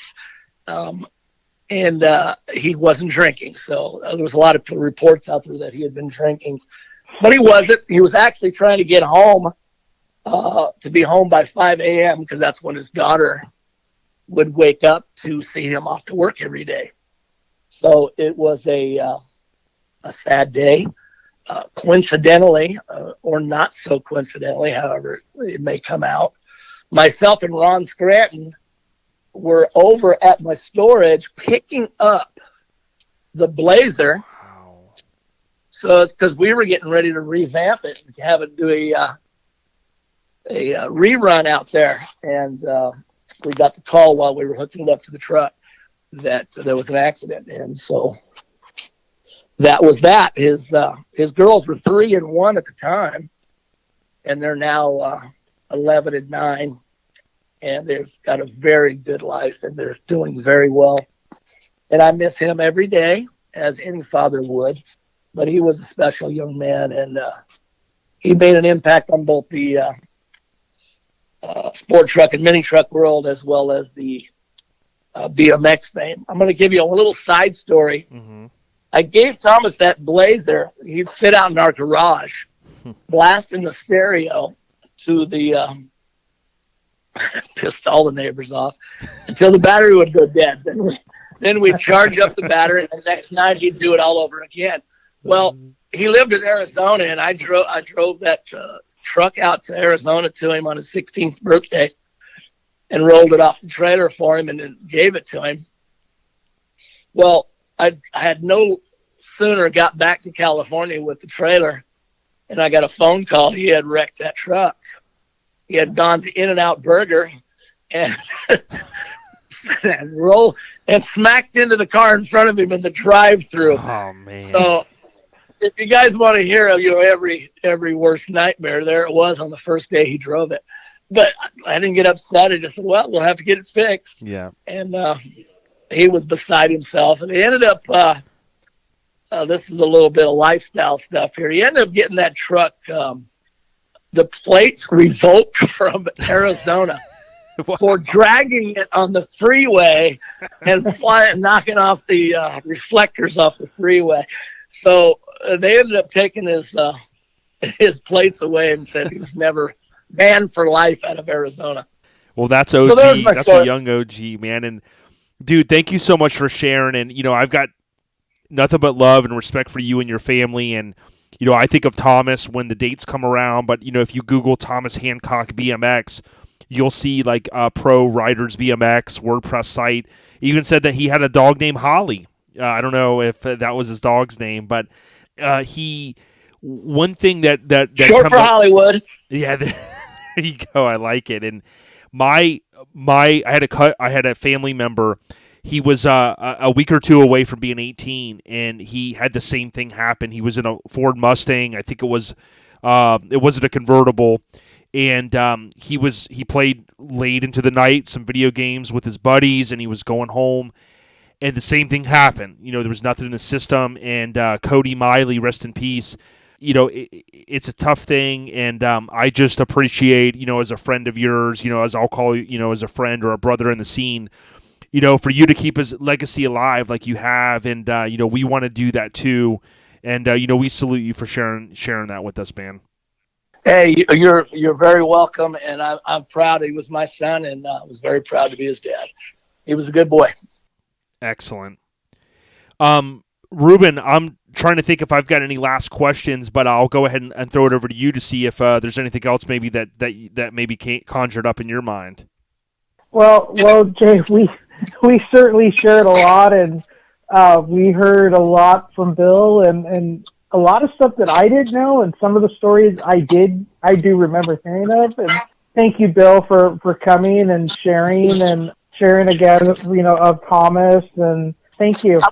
I want to interrupt real quick. I actually made a little list of some of the deals that came out of the Boyd realm, and of course they would be Boyd's, Hot Rods by Boyd, Elite Wheel, Billet Specialties, Budnick, Colorado Custom, Intro, Bond Speed, US Wheel Forge, Rush Fourth Wheels, Pro Wheels, and of course, who is the famous guys out there now?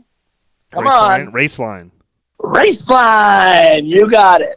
So Amazing. all of those, and I'm sure there's a couple I missed, but all of those spawned from people associated with Boyd's by either employment or sales at one point or another. Amazing. Wow. And the first year I went to SEMA, I think it was 04, I got to hang out with Jason Rushforth a little bit. And then here in Clearwater area is the famous Lincoln Land, which, as you know, I'm probably into Lincolns. And they even have a rendering of a Jason Rushforth rendering in there of a Lincoln. I'm like, how freaking cool is that? Hey, you know, I'm through all the excitement of the being on this podcast, I forgot about the major one, Devious Wheels. Yes. Oh, yeah. Don't know. It was started by Courtney Hallowell, Jeff Davey, and myself. So, yeah, that's funny that I would actually forget that one. Yeah, and he's I guess pun intended, he's forging a new path now with, you know, relaunching his wheels, and, you know, he's on the rise, as we say, and, you know, we wish him all the best. You know what? One thing I forgot to ask that I thought was interesting that the listeners may appreciate. When you think of Colorado Custom Wheels, I always think of, like, I love the Boulder wheel, and I loved how a lot of the names were all based upon cities, keep me honest, Bill, in Colorado. Absolutely, and that was not, I can't take credit for that. That was Alan Manus's wife's decision. That's what she wanted to do. Her name was Betty Manus. Her brother was Bruce Lumen, who actually drove our semi around the country. And they called him Road Dog, which spawned Road Dog steering wheels. Nice. So, you know, it just keeps on going on down the road. We could get into motorcycle wheels and how many different brands we did for them, like Ness wheels. And, I mean, it just goes on for ages. Well, I'll say this to the listeners, you know, we, you know, you can go to coloradocustom.com and order wheels. They specialize. They were one of the first that I know of to make the club rear view mirrors and the steering wheels and things like that. So, you know, that's always in play. You can follow them on social media. Although Bill is retired, we certainly appreciate, Bill, you kind of taking us down memory lane, because I think there's still so many untold stories out there, and you shared some of those with us. And that's why we started this podcast 5 years ago, because a lot of folks in my opinion, need to understand how mini trucking got to where it is, and a lot of it is branched off from the sport truck movement and these different names and these organizations. So, you know, for you to kind of share a little bit of that, thank you. I know we brought up some names earlier, like Thomas, rest in peace, Courtney Hollowell, Hal, of course, from Godfather, and so many others, man. But rest in peace to the legends that helped get us to where we are today, Ruben. And that's, I think that's all I can think of. Absolutely. You know, there's always a lot of stories behind the scenes, like I mentioned earlier about that big old facade of the shiny front, but really working hard and grinding in the rear. And that's just the way it is. We put up a big front, and so did Boyd's. And if you knew half the stuff that was going on behind the scenes, you'd be like, wow, you guys really did that just to make a product? Yeah, we did. And I'm happy to have done it, and I have no regrets. I love it, Bill. Well, you know, for all the contributions that you and the company made to this, I mean, you mentioned 92, 93 earlier. My truck was it was featured on the cover in July 2013. So, I mean, you think about that run, and I know you helped me, you helped a lot of other people, and at the end of the day, we all tried to do the best we could to represent the brand, and we thank you. And Ruben from C1500 Nonsense, any last words before we ask Bill if he's got any last words? Thanks again, Bill, and Jay, thanks for having me on. And I guess I'll see you again in Vegas, or maybe waiting for my seat at a restaurant, or who knows where I'll see you again. I mean, I had 30 years straight, and then we had a couple. Yeah. We had one off, and then I had 31, and now we have another off. But, yeah, I'll definitely see you guys. And let me just say, it was a privilege to come on the show with the two of you, and I really appreciate the time you've given me. Absolutely. Anything for you, Thomas, and your family. If you need something, you let us know, and we hope to see the Blaze around, and you got our full support. Anything we can do, we'll get the Airhead Nation to get it out there, man. Hey, thank you so much. You all have a wonderful evening. Thank you, Bill.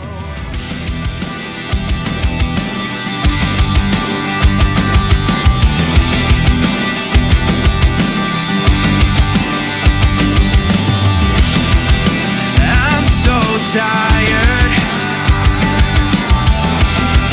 can see your face.